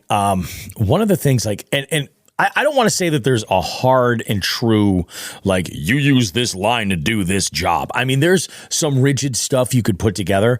The point that I'm trying to make with this Just the Tip segment is to understand the line that you're throwing on that setup and what you're trying to accomplish with the lure that's on the end of that line, and make the judgment based on the characteristics of what that line does, if it's suiting what you're doing the best. You know, braid floats. Braid is wonderful. Some people are going to like to throw braid on specific topwater baits. You know what I mean? Some people are going to say like it floats, it's not a problem. It's not going to sink at all. Fluorocarbon floats initially, but then eventually it does start to sink. It doesn't sink like fluorocarbon, that's for sure. Did I say fluorocarbon? I mean monofilament. Monofilament floats initially, but it doesn't float the way that braid does. You know, there's this surface tension issue. I don't know scientifically how to explain it, but you know.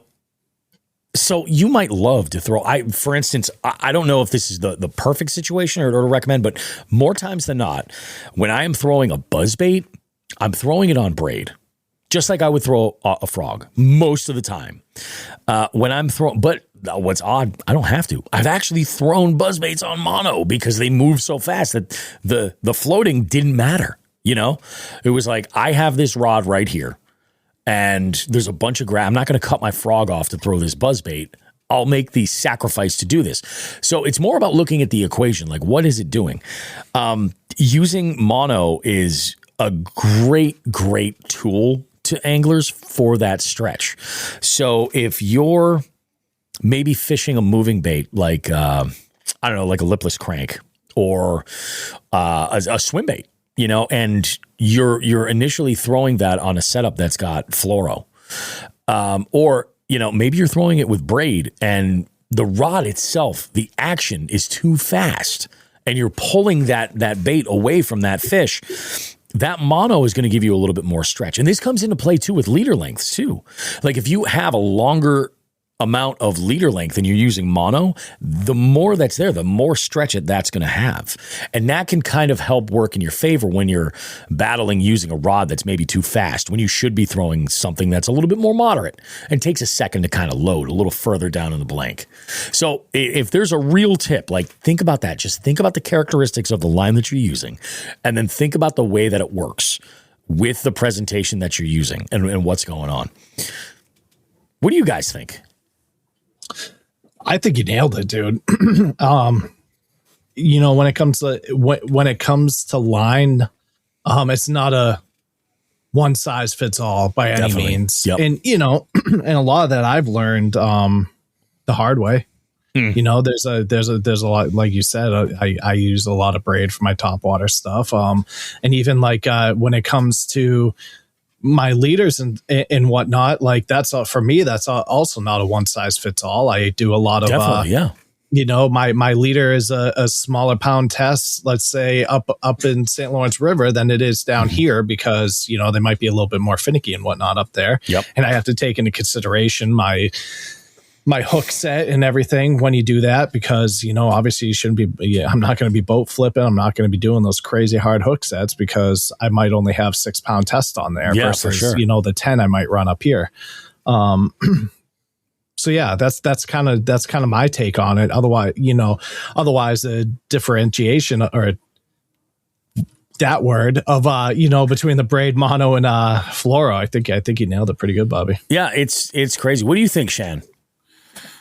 I think what people have the most problem with is the people who aren't fortunate enough to have multiple rods or a vast amount of multiple rods. You know, I'm sure Joe and you and I, we fish enough that we have, I don't know, 20, 30, 40 rods. So we can set up a rod technique specific and also make it line specific for that lure, and that's all that's going on that rod. Well, then you factor in kayak fishermen or people who just aren't fortunate enough or don't want to spend that money on buying multiple setups. That then that's a good point. You can't have one line that does everything. Right. And then that makes it really hard. It does. And stuff. And I'm real technical. I have a spreadsheet of all my rod setups. Yeah. I have a spreadsheet of line from multiple manufacturers that I made myself that has the line diameters and all that stuff on there, the break strength. And I study it. And it's very technical and very technique specific.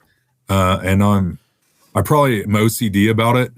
And that's what I think about when I think of line is just people, like you said, sticking with one line for everything. Yep. It is hard to do. And it's hard to, now that we have all these different choices that you didn't have 20 years ago, it makes it a lot more difficult. It's interesting because it's like, and there is no like perfect like setup. There's really not. I suppose if I had to say like, oh yeah, here's a great place to start. Mono is a great place to fucking start.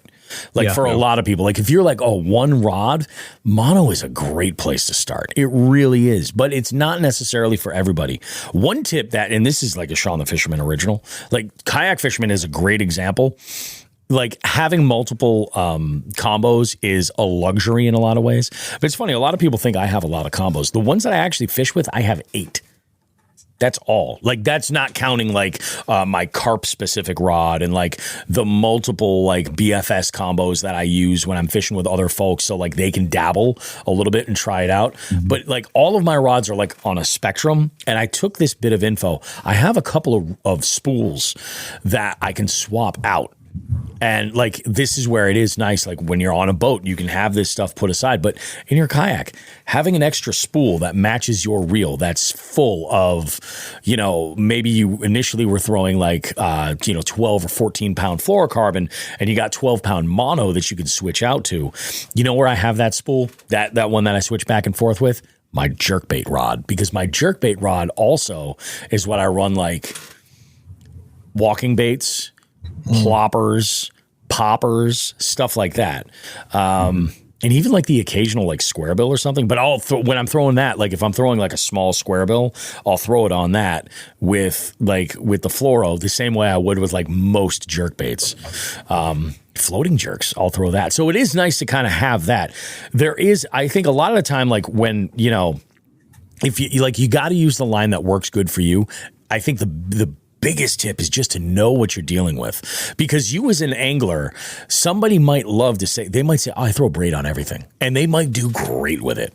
But when they're setting the hook, maybe they're like allowing a little bit like more wiggle room so that they don't rip hooks out so much. You know, they're just conscientious of like the characteristics of what they're throwing, and the way that they fish has kind of worked to develop a method that's effective for them. And that's awesome. But like, that gets into like that whole conversation of like fishing being science and art.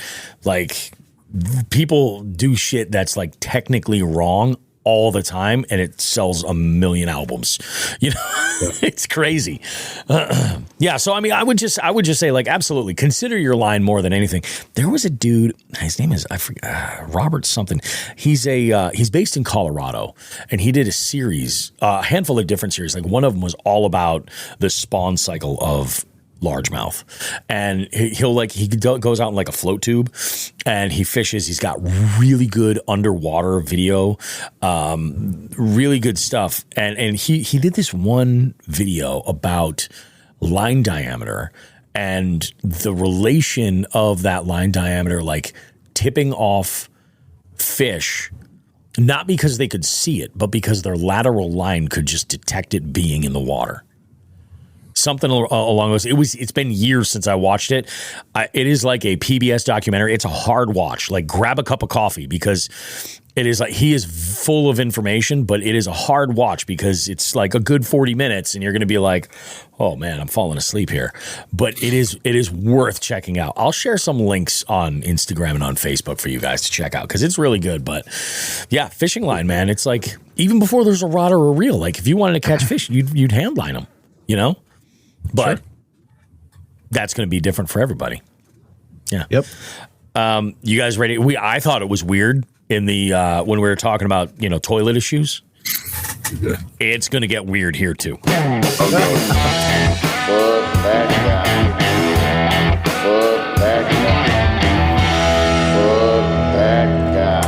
This week we have not one, not two, but we have 3 different calls that came into the show, all from the Garden State, all from New Jersey. We're going to hear from Bandit Fishing here. Good old Chris. Hey, Bobby. Joe, what's up? It's your boy, Big Chris, Bandit. I got a little mix here. Calling to say Happy New Year, Merry Christmas. Got a big show coming up. Congratulations. Can't wait to hear it and see it. I was on my way into my first stop today, listening to the show. Thank you very much for making me laugh out loud like a fucking moron in my truck whilst driving, listening to you talk about lack of gravity. Not very good for us big folk. Not looking forward to it. Hope it's not real. I also got a FTG for our buddy Joe. Sent him a message over on the Bandit.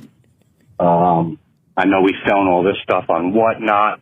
And I might have some JDM stuff if he might be interested in, some Igudamas and whatnot. So if he's interested, you know, he could find me, maybe answer my message. Other than that, love you guys. As always, look forward to the show. Tight lines. Oh shit, it's the Bandit again. Sorry, super stoned. Forgot to say, welcome to Pig Nation. Glad to have you aboard. It's always a pleasure to have you around. And P.S. Always suspending jerkbait. Oh man, there's so many references to that last episode, the number 305. There's so many references to that. It's so good. I've got my dick kicked in so many times on FTG because I don't answer my, like, dude, I have so fucking many Instagram messages. It's hard to be so popular, man. It's tough. Sucks being a celebrity. You know how it is, Shan. You get on Whatnot and people are all like, "Hey, what's up, baby?" You know, I mean, it's something.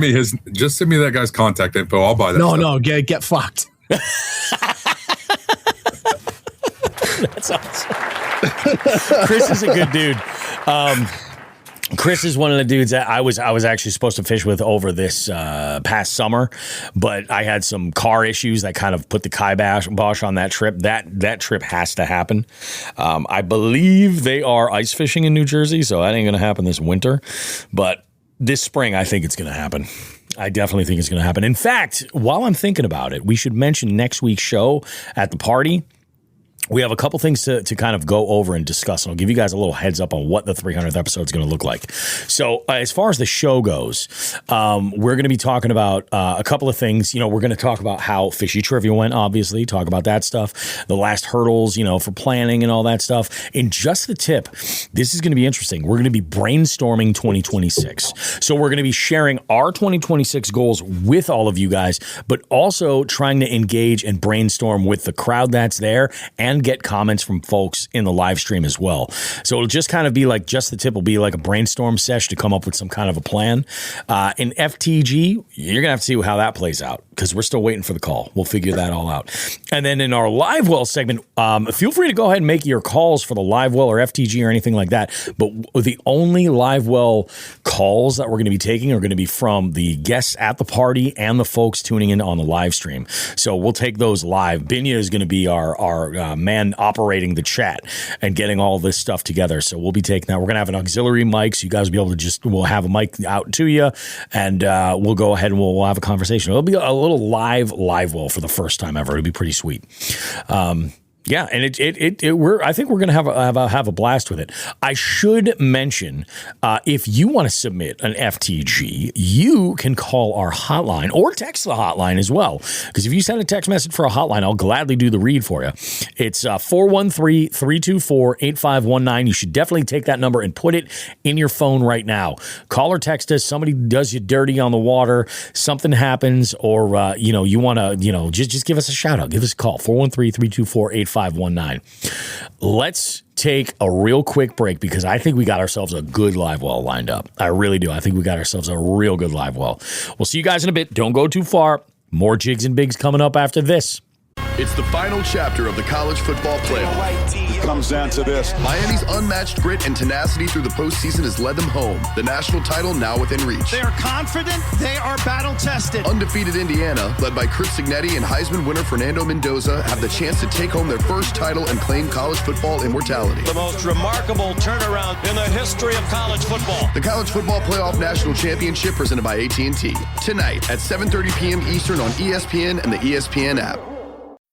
New year, same extra value meals at McDonald's. So now get 2 snack wraps, plus fries, and a medium soft drink for just $8. For limited time only. Prices and participation may vary. Prices may be higher in Hawaii, Alaska, and California, and for delivery.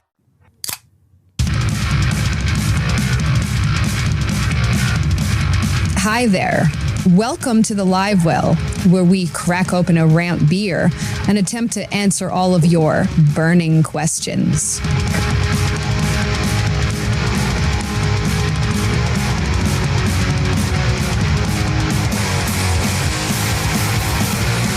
Alrighty, guys. Here we are in the Live Well. You know this segment. It's all about us engaging with the messages that you guys leave us over at the hotline.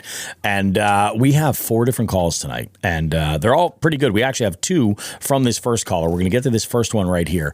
And this one should be pretty interesting. Let's go ahead and dive in and hear from Janelle. Hey, Bobby and Joe and all you jigheads and jiglets out there. It's your girl, Enthusiast Adventurer, and I got something for the Live Well to talk about today. So, my brother is joining the kayak fishing gang.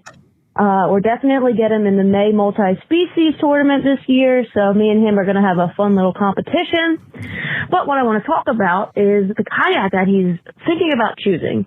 Now, there's so many brands out there to choose from, and I am not somebody who's really educated in the Jackson Kayaks world, but he wants to go with the Kusa SD, which is very popular, obviously, was designed for kayak bass fishing or fishing in general.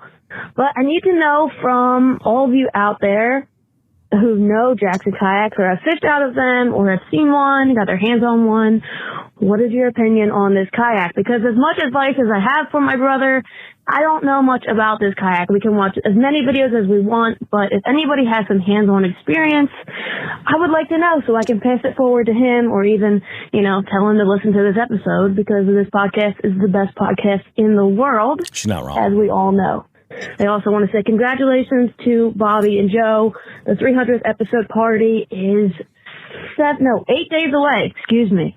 And I'm super excited to be there and to be a part of it, just to celebrate everything that they've accomplished, as well as all of you listening, all of us jigheads and jiglets.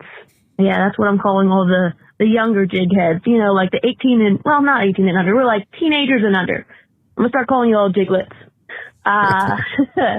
But, Bobby and Joe, if you also have any info or comments or advice about the Jackson series and the pedal drive system, the way the boats work, all the accessories, I would love to get everybody's opinion. Thank you guys so much for listening. And as always, tits ass, smoke some grass. See you guys. So I have a lot of info about this because I think that when you're choosing a kayak, especially if it's your only vessel, you can't buy it based on media, marketing, or anything else. Sure. You're going to sell yourself short. It might be the coolest looking thing that that you're expecting it to be, but when you get it, the ergonomics might not be right. For your style of fishing, it might not be able to. There might be some things that you just genuinely can't live with about it. And I'm going to give you an example. So when I was first looking into a kayak, I had the opportunity. Actually, I almost ended up with a Jackson kayak. Right out of the gate, I was like, no, that's the one. And over at Three Bells, Lauren was like, no, Bobby, come down and get in 3 or 4 different models and see the difference. And I was like, they're fucking plastic boats. How different can they be, really? Very, very. I ended up choosing a Native instead, a Native Titan, because the things that I didn't like about the Jackson, I thought the stability was great. It wasn't as wide of a hull. The beam was, I want to say it was 38 inches or something like that versus the Titan that I've got is 40 or 41. It's huge. And that made a little bit of a difference. But I was looking for something that was painfully stable, coming from an Ascend FS12T. I was looking for something that was just super stable. I could stand up comfortably, had room to move, could store my rods horizontally if I wanted to. And most kayaks have that feature, and Jackson did as well. What was it? I think it was the big rig that I took out. You know what I didn't like on that? The steering. Just the position of the steering, the rudder system. I just didn't like it, I also tried a Hobie that day. I tried a Feel Free that day. I think I tried a Feel Free that day. And there were 4 of them in total that I tried. And it was ultimately, for me, it was the Native. But that's just for me.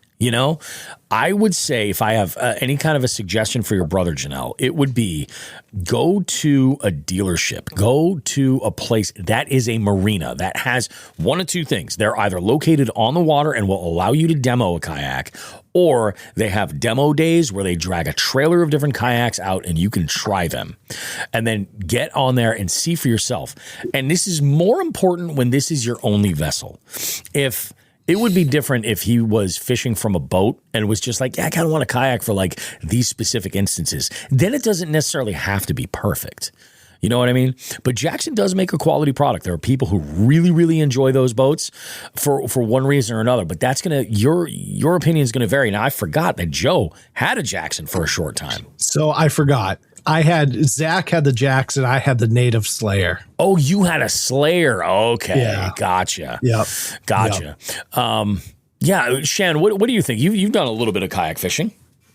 Yeah, I haven't kayak fished like that. We originally got our kayaks to go down the river for fun, but I fish out of mine. It's not really set up for fishing, but it's got a rod holder on it. Yeah. It'll get the job done. Yeah, exactly. Yeah. So those kayaks that they sell today are amazing. They're crazy. Yeah. And they're expensive. Some of them are crazy. Dude, when we were at ICAST, there was a setup there for $30,000. That's insane. Yeah. So Bobby, you had the Slayer, right? No, I had the Titan. Okay, I had the Slayer. Yeah. You had the Titan. That's right. Yeah, that's right. Initially, Sean had a Slayer as well, and then I remember he had the Slayer. I think I demoed mine like in the early summer or something. So he had already been in his Slayer for like a season, and he was like, I want to try that Titan out. And he got in. He's like, this might have been the right boat. Of course, he's like 6 foot Jesus. And like, you know what I mean? And I'm like 320 pounds, fucking 5'7". I'm like, oh yeah. Hey, I needed the width. He needed the room, the actual room to be able to like move around. And then he ended up in a Jackson. He ended up in a NAR. Ultimately. That's right. Yeah. And you know, he no complaints on that whatsoever. It's just that he's like a native guy through and through, and he wants his fleet to kind of match. But yeah, Janelle, I would have your brother take a peek at like a dealership, go and try a demo day or something like that before putting any money in. Or if he knows people that have these kayaks, just ask to like meet up and like take it for a spin for an hour. You know, it won't take very long to know what you like and what you don't like, you know, and at least try 3 to get like an idea of things that you want to live with. In fact, he should try yours. He should try your Old Town. That's a great place to start. He should try that. Start there, you know, see what he thinks, you know, and he's leaning toward the Jackson, and then find out why, you know, like what it is. He and there's nothing wrong with any of these brands, you know, there genuinely isn't. It's like, they're fantastic pieces of machinery. It's very personal because it's a solo person watercraft, you know? Yeah. So that hopefully that helps. I am interested. I'm probably going to be talking to you at the 300th show to get an idea on if this was helpful or not. And now we're going to hear from our favorite Vermonter. Hey, Joe and Bobby, it's Vinya. I have a question for the live well. It's actually kind of have you guys had this experience? So this winter, I have woken up a few times where I decided I did not want to go out. I was really against it. So I was like, I'm going to go back to bed. But then at the last minute, decided, you know what? Screw it. I'm going to hit the water anyways. I might as well go. I'm already awake. And then ultimately had one of the best days of fishing of the whole year. So my question is, have you guys had that experience where you weren't going to go, you were pretty much set on not going, and then decided to go and ended up having it be the best day of fishing? Thanks, guys. So I want you guys to go first and kind of share your story about this. Like, have you had that experience? Good, Shan. I wish I had enough times to go fishing that I had the choice to not go. Like, I don't get to go enough that it doesn't matter what's going on. I'm going, and I've got kids and other obligations, and we travel a lot and horseback ride a lot. So when I get the opportunity to fish, I'm there. And outside of a thunderstorm, I'm on the water. No, I can agree with that. Yeah, that's actually a good idea to take in mind because, like, Binya fishes a lot. He fishes usually a few days a week. Yeah. What do you say, Joe? So for me, when it's ice fishing season, I haven't been out once. So that goes and tells you that every time I've gone to wake up, I'm like, nah. Sounds smart to me. So I haven't had that opportunity. But yeah, dude, there's been instances. When I go to get up and I'm just like, oh my God, like I have this I should be doing and this I should be doing, but and I'll get up or I'll lay back down, be like, no, maybe I'll go this afternoon instead. But I get up and go. Yeah. And yeah, I've had days where it was like I wouldn't say like the best day fishing, but I've had good days come out of that where I'm like, oh, I'm glad I came. You know? Yeah, but there also has been days where I wake up and I'm like, oh, I don't feel like going. And then I go right back to sleep and I don't go. You know what I mean? Because of whatever, the weather, it's like raining or pouring or, and I was just like, we'll wait it out and see what happens this afternoon. But I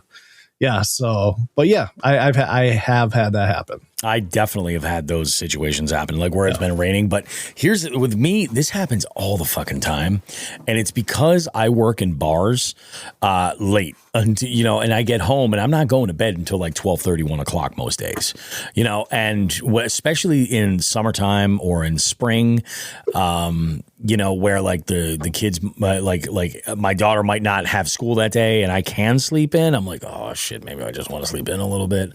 But there was a day in April, this was in 2024, and I had just gotten a package from Dan over at Magnum Baits, and these were the beef craws.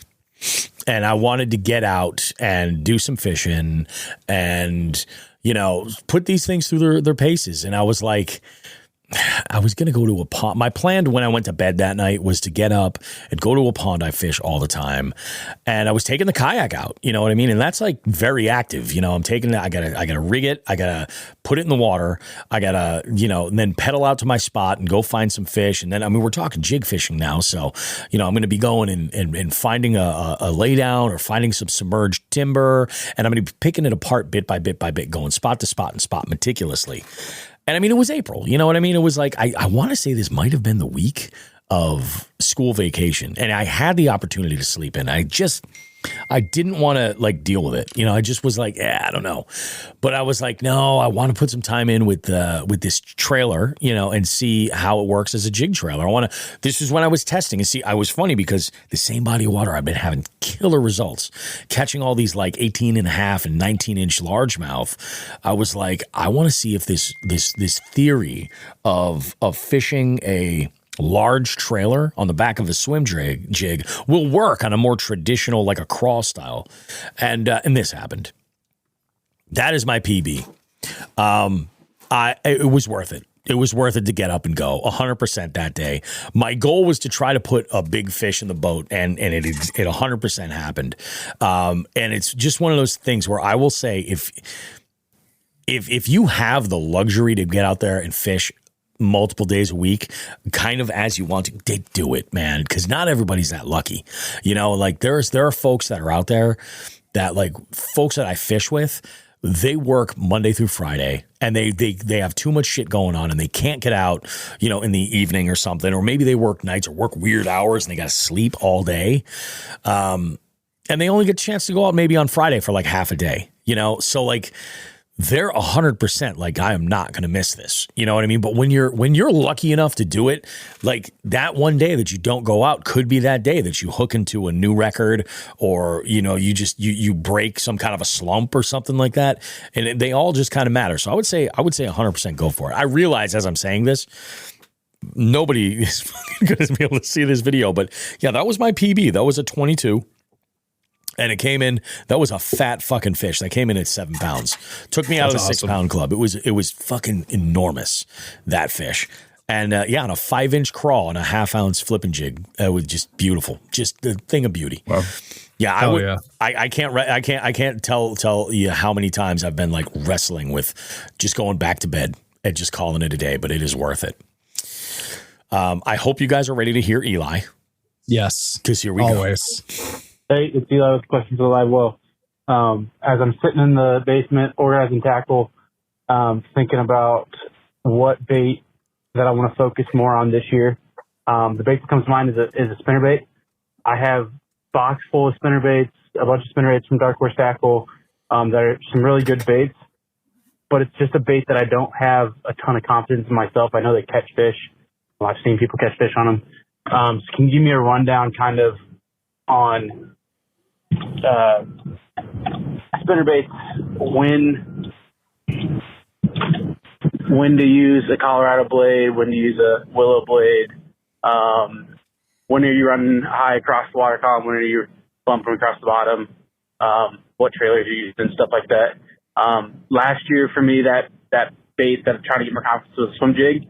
And I know it's something that I just need to put in my hand, but a little help with kind of what conditions, when to throw which one, because I know there's so many different combinations. I mean, there's even Indiana blades, which are kind of in between the two of a Colorado and a willow. So a rundown on that on spinnerbaits would be great. I only recently started to build my confidence with spinner baits, but I know, Joe, that was a confidence bait for you. Yeah. So I fish spinner baits a little bit differently than most do. Mm-hmm. The way I fish spinner baits are always parallel to whatever structure or physical like anomaly that I'm trying to fish. So gotcha. I always go like a lot of people chuck them out to the shore, bring them in, chuck them out to the shore, bring them in.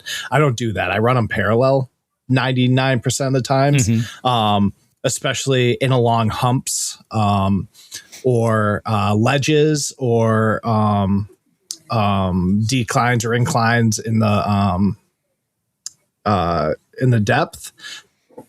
That's how I fish them when it comes to technique specific. When it comes to willow blades versus Colorados, in all honesty, I don't give a fuck. Like they both flash and they both vibrate. It doesn't that doesn't matter to me. I have gone, like, for me, the battle baits, spinner baits have been the most productive for me in recent times of using a spinner bait. I didn't use one much last year. It's not that I lost confidence in it. They just weren't hitting it as much as I would like to. Yep. And they were just like in the instances where I thought I was gonna need it, I end up having to go a little bit more finessey. Yeah. But I love those battle baits ones. That's what I was using. I remember when we had the Hoodlum Fest, or when we had that over on Quabog. Yep. I caught that 23-inch. Oh yeah. I didn't have a scale with me, but I caught that. That was literally just running a ledge, just parallel, just running it. I just had 2D sonar. That's all you need. I had I had a mark, and I was in the kayak, and I just kept running it there, and I think I caught 3 like at the end doing that. But I tend to run them parallel. I don't run them much. You should run them around structure. I tend to not. I'll run them close to weed beds. I'll run them close to pad beds. But for me, it's always parallel, because chances what I'm trying, especially doing it around those, I'm trying to draw the fish out. Yep. If I'm running that perpendicular and I'm running it at those pads or those weed ledges, like chances of them coming and chasing it are less when I'm coming away from them versus just going along that line. So yep. How about you, Shan? I don't give the spinnerbait enough love. I mean, we've had a disconnected relationship for years. That bladed jig just has. A lot of people are like that. It's just put it in the grave with me. But the only time I threw the spinnerbait this year was in the fall. Fish moving up and being on smaller bait fish and stuff. And I can see the difference in the blades for the thump due to water clarity and stuff like that, for the fish being able to find them and all that. I mean, the night baits, they're all just a single giant Colorado blade. So I kind of get that. Yeah. So but I just, it's funny that I don't give it enough love, because the money I've ever won in tournaments has been on the spinner bait. Oh, really? Okay. Yeah. That's the old school Terminators. They were fire. Oh, they were so good. Yeah. I've lost so many of those because I didn't have the confidence. I threw them in the worst shit. I can't believe they just aren't being made anymore. But I don't give it enough love, and I probably should. And just because this question was asked, I probably will now. Yeah.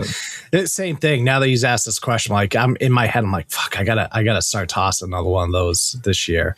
And he did mention trailers. For me, it's either always a paddle tail or a fluke type bait. Like, it's always a paddle tail or some kind of fluke. That's typically what I'm running.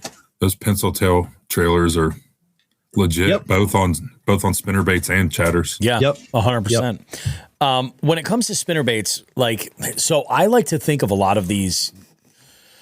I like to think of a lot of stuff in terms of like the spectrum, like where it falls in the lineup. So like a good example is, and Shan, you nailed it, like those big single Colorado blade spinner baits, that's a great nighttime bait. But as is a bladed jig, you know what I mean? Like it's those big single blade Colorados, those large Colorado blades are the most obnoxious vibration you're going to get out of that. So really dirty water, something to keep in mind. Like think of the characteristics of that lure. Maybe that's too much vibration. You know what I mean? Maybe they want to dial it down. So then you might want to make that switch to a willow or a tandem where you have like the main willow blade or the main blade is a willow blade, but the kicker's a small Colorado blade, something like that. The thing is with me with spinnerbaits, I wrestled with them because I would throw everything into cover. I'm a jig guy. You know what I mean? I'm like, if you're not losing jigs, you're not fishing jigs. But you know, I would throw in a spinnerbait and I'd be like, okay, yeah, I was just fishing them the wrong way. And it wasn't until I sort of started to learn to be more delicate with my retrieve. And as things get hung up, don't just like jack it because you think it's a fish. You know what I mean? Like let it tell you that it's a fish if need be. If you know you're in some cover, you know what I mean? And work it that way. A blade is very handy. And so I look at it in like there's a spectrum. There's a place where a spinnerbait fits. There's a place where a bladed jig fits. There's a space where an underspin fits. You know, and they all have varying degrees of where they're going to fall in that spectrum of vibration. Now, flash, for me, I think a spinnerbait lends itself better with flash, especially with multiple blades. When you're talking about like clear skies but dirty water, that can help a lot. You know, when you don't have the greatest visibility, or like, you know, like Shan mentioned in the fall, when they're feeding up on bait fish, a spinnerbait can look like a small group of fish. And, you know, when they're feeding and they're that active, that could be exactly what you need. I would say that your best bet would be to start with, you know, if you're looking to build confidence, I would look into a real simple, like a 1/2 ounce tandem blade, one willow and a Colorado kicker, or a double willow, or however you want to do it. I wouldn't even worry about colors necessarily, but I think like fishing, like Joe said, like the perimeter, or for me, a big one is around, because we have so much grass around here. So I'll throw them above grass, and that little vibration that flash can be enough to get a fish to come up out of that grass and grab that bait. Don't be afraid to dick around and find the edge of those weeds and then make a bomb cast. Take the time to figure out where it is, make a bomb cast and run right out the front of that. You know, allow it to sink. And I think a lot of people do that. They make that cast, it hits the water, they immediately start retrieving. Let that bait sink, Eli. It'll help you. So one thing, and this will go towards Eli. I kind of made the comment of like, when it comes to Willow, Colorado, like I really don't give a fuck. And here's it's not that that's what I want you to do, but here's why I say that. There's so many types of spinner baits that if you are sitting there trying to figure out which one's best for which, especially when you're new into it, you're just going to drive yourself crazy. Yep. So, and that's why I'm kind of like, dude, you have a spinner bait, single, double, doesn't matter. Start tossing it, catch the fish, get confident on it. Then you can do your research to see what might fit your patterns a little bit better. I mean, is a fish really going to decide not to bite between a Colorado blade and a willow? Exactly. I mean, if it's in front of their face, they're more than likely. If you're in the extremes of either situation, then it's different. If you're talking about these super tiny willow blades, and then you're like, oh, I'm throwing a freaking Colorado blade the size of the bottom of this beer can, like the vibration could turn them off. But like, you're right. If it's just the shape, I don't know that it necessarily matters at all. What's one way that I definitely like really built my confidence with spinner baits? Fucking beetle spins. Throwing that on like bait finesse because they just get eaten, but they're so small and so compact. So I would get so many more strikes that it helped. You know what I'm saying? It was like doing that. And I say bait finesse, like get your lightest spinning rod and just throw it around, throw an 1/8 ounce, actually not even throw on your 7 foot medium, whatever you use for wacky rigs, like grab that and put like an 1/8 ounce jig head on with a small swim bait and like a Bronco blade. Have fun, buckle up. It'll build your, and that's a small Colorado blade. Those Bronco blades, So yeah, it's just one of those things, Eli. And you trust me, man. Just throw it. The one thing that I will say that I will like, as far as a condition, if every type of water except slick, calm water. It's about the only time when I won't throw a spinnerbait. That's true. Is when it's slick calm. If there's a little bit of chop or like some real wind and it's really like turbulent up top, that's what I'm looking for. Because a lot of times what happens is that'll fuck with the sunlight and it actually lets the flash and it kind of camouflages the unnatural appearance of a spinnerbait. Okay. Yeah, that makes sense. I got a buddy that's on Whatnot selling 7-bladed spinnerbaits. You seen those? There was a JDM booth at Columbus that threw, it was either 4 or 5 blades, but they weren't like in a up and down pattern. They were horizontal, and there was a hinge in the middle, and there was another wire that came down, and then there was the weight and the hook. It was crazy. I still have it. It's like purple and green. It's awesome. Yeah, I remember that bait. I remember thinking, I was like, oh, it's like a baby Alabama rig. Now I'm like, I'm literally throwing baby Alabama rigs, and I love it. Yeah, fucking love it. Yeah. All right, we're gonna hear from the little New Jersey pit bull again. Here we go. What's up, all you jig heads and jiglets? It's your girl, Enthusiast Adventurer. I've got a little segment or something to ask you guys. For your Tankwell Live Well series, I say it wrong all the time. My apologies. Anyway, that's just how my brain works. I'm getting ready to send it in the school bus, doing a 7 to 9 day trip, doing some ice fishing, doing some other things. But I want to talk to you guys and get your opinions on soaking your baits in some sort of scent and, prepping them. And does that give your baits an actual advantage? There was something that came out on Bassmaster where Taku Ito, I believe that's what his name is, talks about how he preps his baits and what he uses and how he soaks them and the time frame and all that preparation. And I want to know if anybody out there does this. And is it effective? Does it work for you? What are the scents that work best? Or, what are your thoughts and opinions on this topic? I don't think we've talked about this on Jingler Bigs, and if we have, I'm sorry. Or if you have, I'm sorry. But I want to know. I might dabble in it this season, see what happens. But if you've got any tips and tricks, let us know. Thank you guys so much. Bobby Joe, keep doing a great job, and I'll see you guys next time. I actually love talking scents. Yeah. Oh, yeah. No, I know. It's a big deal for you. So I looked at this article with Taku, and it's basically a series of photos of him like going through step by step what he does. And what he's doing is literally what she said, marinating baits. Yeah. Taking plastic and then adding whatever scents that he wants and then allowing them to soak. What is unique is he has what he calls his like Taku's like special seasoning or something like that. And it's a powder. So then you lay these out and you sprinkle that powder on, you cover them entirely. You know what it looks like? It looks like a powdered donut. Mm-hmm. But when the water hits it, that powder turns into a slime. It coats the entire plastic. I'm like, that is freaking genius. Now, here's the thing. Lots of plastic manufacturers already have scent in their plastics. It's already there. It's generally part of the equation. Some scents, it's like a worm scent. A good example would be like, look at fucking Berkeley, with the Max scent and stuff like that. Yeah. That stuff still smells like a straight asshole. Yeah. But it's just, it's something that, is already a part of it. I think that anything that you can do to take that presentation and kind of like customize it is not necessarily a bad thing.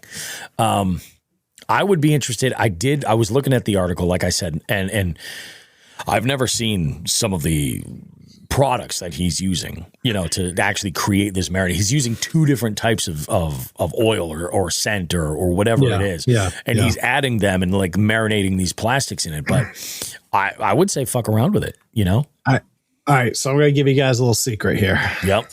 That I've used. So I've talked about it here. So like you said, 90% of baits now, maybe not quite 90, but are already scented when they come out. You know what I mean? But there are some baits that I use that are not scented, or in my opinion, not scented enough. When it comes to scented baits, the one thing I will use is, and again, I have no affiliation with them, is I love Thump Gel. Yeah. Are you familiar with Thump Gel, Shan? Mm-mm. Oh, dude, it's a gel that goes on your any bait, really. You could put it on your crankbait, whatever, but it doesn't, once it hits the water, it doesn't come off. Like oil based are shit, because it just, you see the fucking the oil slick when whatever, but it stays on and it's UV, so it's a very good product. Here's my little secret thing. If I have baits that are not scented at all, especially for like tournaments, stuff like that, I will put scent, a water-based scent. Usually Fisher Dye has he doesn't really do it much anymore, but he had like, it's called the scent of the scent of the trenches. That's what it is. Yeah. Yeah, I had to, and so I will if I have plastics, I will marinate them like Taku does.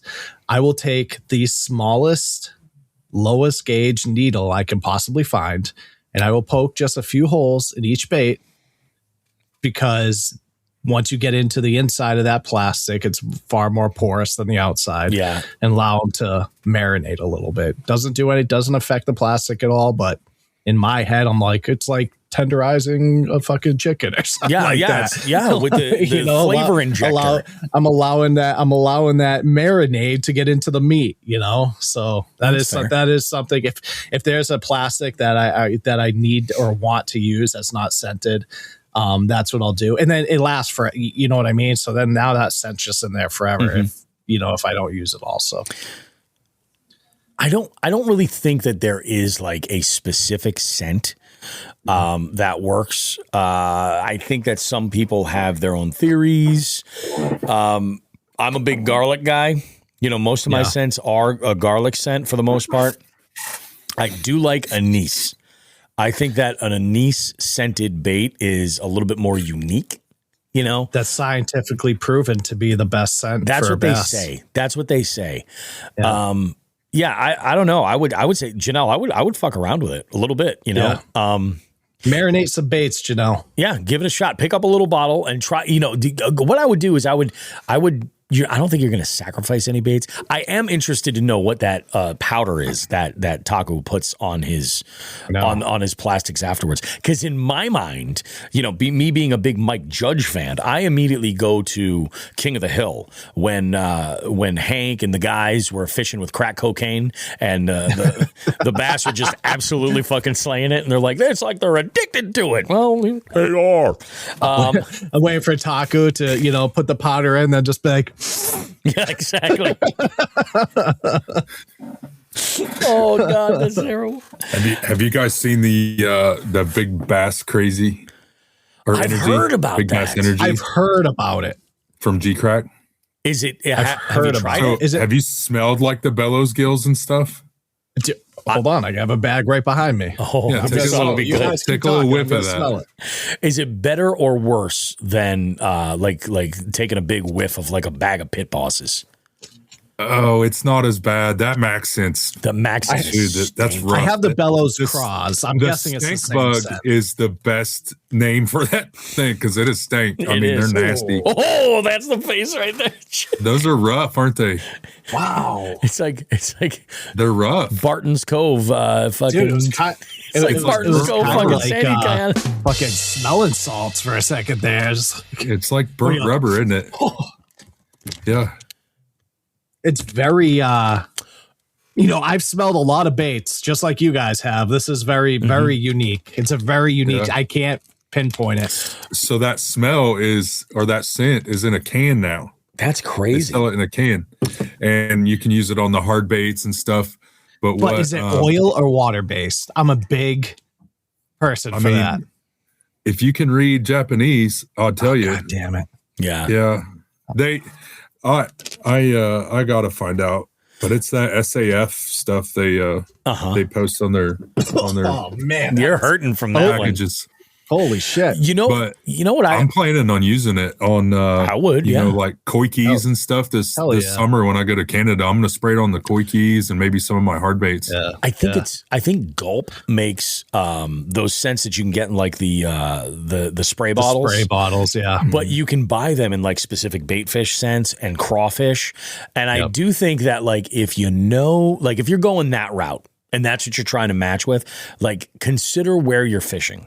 So that way it's the right spot. So if you go to an area and there's no crawfish, or you go to an area and there's no herring, don't use those scents necessarily. Right. You know? Yeah. Don't go to a place where there's no coffee in the water. Don't go to a place where there's no black licorice. That's a bit different. But like if you're going with something that's really natural, think about you know what is you know what is a stinky bait that nobody ever fucking talks about? People write it off and everybody fucking uses these. Kitex. Oh yeah. They smell so bad. Like in the smaller ones, like, oh my God, Shan, if you're getting into bait finesse, like the 2-inch Kitech Easy Shiner is like one of my favorite micro jig trailers. It's just great. It's just great. But they come packaged in this little tray. And I'm fairly certain that stuff is oil based because it doesn't stick around long. But like when you open it up and it just punches you. It's like a donkey kick to the face. It's awful. It's so gross. Bobby, you might remember this. There was a bait that I carried at the shop, and I used to have everyone test it. And I remember. I think I remember somebody testing it and being like, Deep Creek. Have you ever heard of Deep Creek? I carried those in my shop, dude. And that was the bellows is the closest I've ever smelled to Deep Creek. But Deep Creek was that way, dude. But it was like if you're handling a bunch of those bellows gills, Bobby, it's like got to be on your hands and clothes. Oh yeah, and that's how like Deep Creek was, and that's what it reminded me. It's not the same scent, but just the potency of it reminded me of makes the Deep Creek. Sense. Oh, nasty. I bought some stuff on Whatnot from a seller in Texas. They custom made their baits, but they sent them to me and they were like, "Don't open these until you're ready to fish them. Like you're not going to want to. Don't open them in your house. Like it's bad." And I could smell it when I opened the box, and it's in like 2 Ziploc bags. Oh yeah. And I'm like, oh, this is not going to be good, but they're going to get thrown. Like, sometimes you'll buy a bag of plastics and there's just like residue on the inside of the bag. Like you can see them swimming in there and you're just like, you're like, no, this is a bad idea. Yeah. I'm not going to just rig one just for shits and giggles. You know what has a really crazy strong garlic scent? J-Bros. J-Bros has a crazy garlic scent. Like this is one of my favorite little Ned baits. This little, it's called the Double Trouble. It's a little twin tail grub. Thing is nasty. Love this as a trailer for like finessey bladed jigs, all kinds of stuff. But you open that package and you're just like, holy shit, they're stanky. Janelle, great question. Great question. That was Janelle. a great question. I like that one. I would highly recommend. I'm interested to see what that is, and I don't know, man. I do think that Taku might be on some next level shit because if he's putting, even if it is oil based, right? The scent that he's using, but then he's putting that powder on, but it makes a slime coat on it. Yeah, it might hold it there. You know, Shan and I are both going to be on the Japanese sites as soon as we get done. Be like, fuck. Where is it? Where is it? We got to find it. Jesus Christ. They come up with some interesting stuff. It's crazy. I'll send you guys the link. Actually, you know what? I'm gonna see if I can dig it up right now while I'm thinking about it. And I remember seeing this. Taku Ito doing something like this. It's so really he's like huge on that. Oh yeah. I got my hands on have you seen those counterback spoons by Jackal? Oh, I've heard of them. Toyota Fujita created it. so you can cast it next to a dock and it floats backwards into the dock better or something. I don't know, but I'm ready to throw it. Oh, so it probably it's kind of like does one of these versus, okay. That's pretty cool. I'd pull it out if it wasn't packaged in there and I want to sell it. I was going to say, if he doesn't want to resell it. It doesn't look like a normal spoon. It's got like a wave to it. It's pretty interesting. Huh. Let's see. Where is the screen that I want? Window. There we go. Share this window. I want to share this with you guys so you can see it. All right. Can you guys see? Not yet. No, not yet, huh? Are you guys on the dice game yet? We were just talking about that earlier. Right before we started recording, I picked up like a pack this last summer. It was like in August. I picked up a pack of the Strike King ones. Oh, yeah, the tumbleweed. Yep, the single ones. No, the sinking ones, rather. And, they're decent, but like I just wasn't sure exactly how to rig them. I was just throwing them on like a wacky hook around docks. I want to tinker around with like some nail weights and fool around a little bit. I was considering doing something like almost like an O-ring and then going around the back end of the hook like a Nico rig, But I don't know if I'll be able to stretch out or find a ring that I'll be able to stretch out enough to get around it, or have to just fool around. What do you like or don't like about them? Oh, I love them. The craze is what blew me away until I started fishing with them, and I'm like, these things are legit. Like, the smallies I was fishing with them for just slobber knocked them. I mean, it's like I never seen anything like it before, and it was fun. Like, and I was using the tumbleweed there too. That was when it really first came out, and I was testing it out. But I'm excited. I've got quite a few different style of dice baits to try this year. I'm looking forward to it. You know what I'm gonna do? I'm gonna take this link and I'm gonna send it to you guys so that you can check it out. I'll put it in the chat right here. Yeah, you have to copy and paste it. Oh, no, it's not going to fucking put it there. Let's put it in the private chat. Yeah, so it'll be in the private chat. There you go. There we go. And it's clickable. Yeah, that's the link with the story on it. But it's pretty crazy. He does make a very good point to show off his the container that he uses. It's like it's got clamps on either side. You hold it so it's airtight and it's not going to leak. That's a big deal. You don't want that like in your kitchen or anything like that. It's fucking gross, but fucking what a show, guys. What an amazing show this week. This is really, really good. Some real good talk, some good stuff. We got a big show coming up next week as well. If you guys don't have your tickets, go ahead and get them beforehand. I will have tickets at the door. I will have no real ability to add anybody day of for the giveaways. So if you get your tickets at the door, you certainly will be eligible for for the door prizes and everything. But as far as getting like Friday night, that's like your last ditch effort to get your tickets. Or get them online, I should say, to get entered in the giveaway. We had a couple of people sign in this week and get some. A couple of people doubling down. I think they're bringing some friends and shit, so that'd be pretty cool. And it'll be a good time. We're going to have ourselves a good one. It's going to be a lot of fun, and get ready. It's going to be a good show. We're going to have ourselves a real good time. Shan, it was awesome having you, dude. This is really good. We'll get you on in like a segment in the beef seat, like a legit one. We'll go through like all the details and everything, and it'll be really good. Yeah. Congrats on your 300 show, by the way. Thank you, dude. I appreciate that. That's pretty cool. Thank you. Shit's happening, Yeah. Here we are. Joe, you got anything you want to throw in there before we wrap this sucker? No, I got nothing. Great show. Do you guys have any upcoming whatnot stuff you want to tease before we wrap? Yeah. Give up your whatnot stuff, Shan. Oh, man. I got some fire. You got to come to the show, Big Wheel 42 on there, and Wednesdays and Sunday nights. Yeah, we got some good stuff. JDM, Mega Bass, lots of Sixth Sense stuff. Yep. I'm trying to be the Sixth Sense guy on whatnot, even though they have their own show. I'm trying to be bigger than they are. Dude, that's that's a good goal to have. Yeah. Yeah. Let them focus on creating baits, You pedal them on the internet for them. Right. Yeah. Dude, just stick to that, and I got you on here. Stay in your lane, Sixth Sense. Stay in your fucking lane. Yeah, get out of my lane. You're in my way. Yeah, so make sure you go. Shan has a very strict schedule. Really, his are Wednesdays and Sundays. Awesome shows. Get in there. Big Will 42. If you guys are on Whatnot, you haven't checked out his shows, you're crazy. Mine are a little more sporadic. I'll do pop-up shows here and there, and mine all depend on when the I don't have shit going on with the kids and stuff. So I usually schedule them a few days out. Great shows too. American Vet Fishing.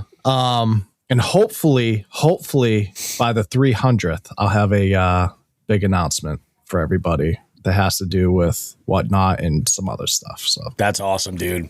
It's going to be a big fucking deal. Yeah, you got to go to his shows. He's crazy. Gives away really nice stuff. Really good shit. Yeah, man. People love the opportunity to win some fabulous prizes. That is 100% for sure. It's 100%. Yeah, I'm not that ballsy. He gives away some pretty nice stuff. No, I hear you. All right, gentlemen. Well, this was absolutely awesome. You guys, remember, in 7 days, it's going down. We're going to have a brand new episode for you, recorded live on location, and you can stream it during the process on Saturday night, the 24th. Go ahead and check it out, guys. We will see you at that show. And have yourselves a good one, guys. Have a great expo season. And if you're catching them, make sure to do us a favor and tag us in all your photos and any videos that you have on the socials. You can tag American Vet Fishing and Jigs and Bigs. And we'll, of course, show you a little bit of love with likes, comments, shares, all that good stuff. Remember, it's like we always say. Jigs and ass, smoke some grass.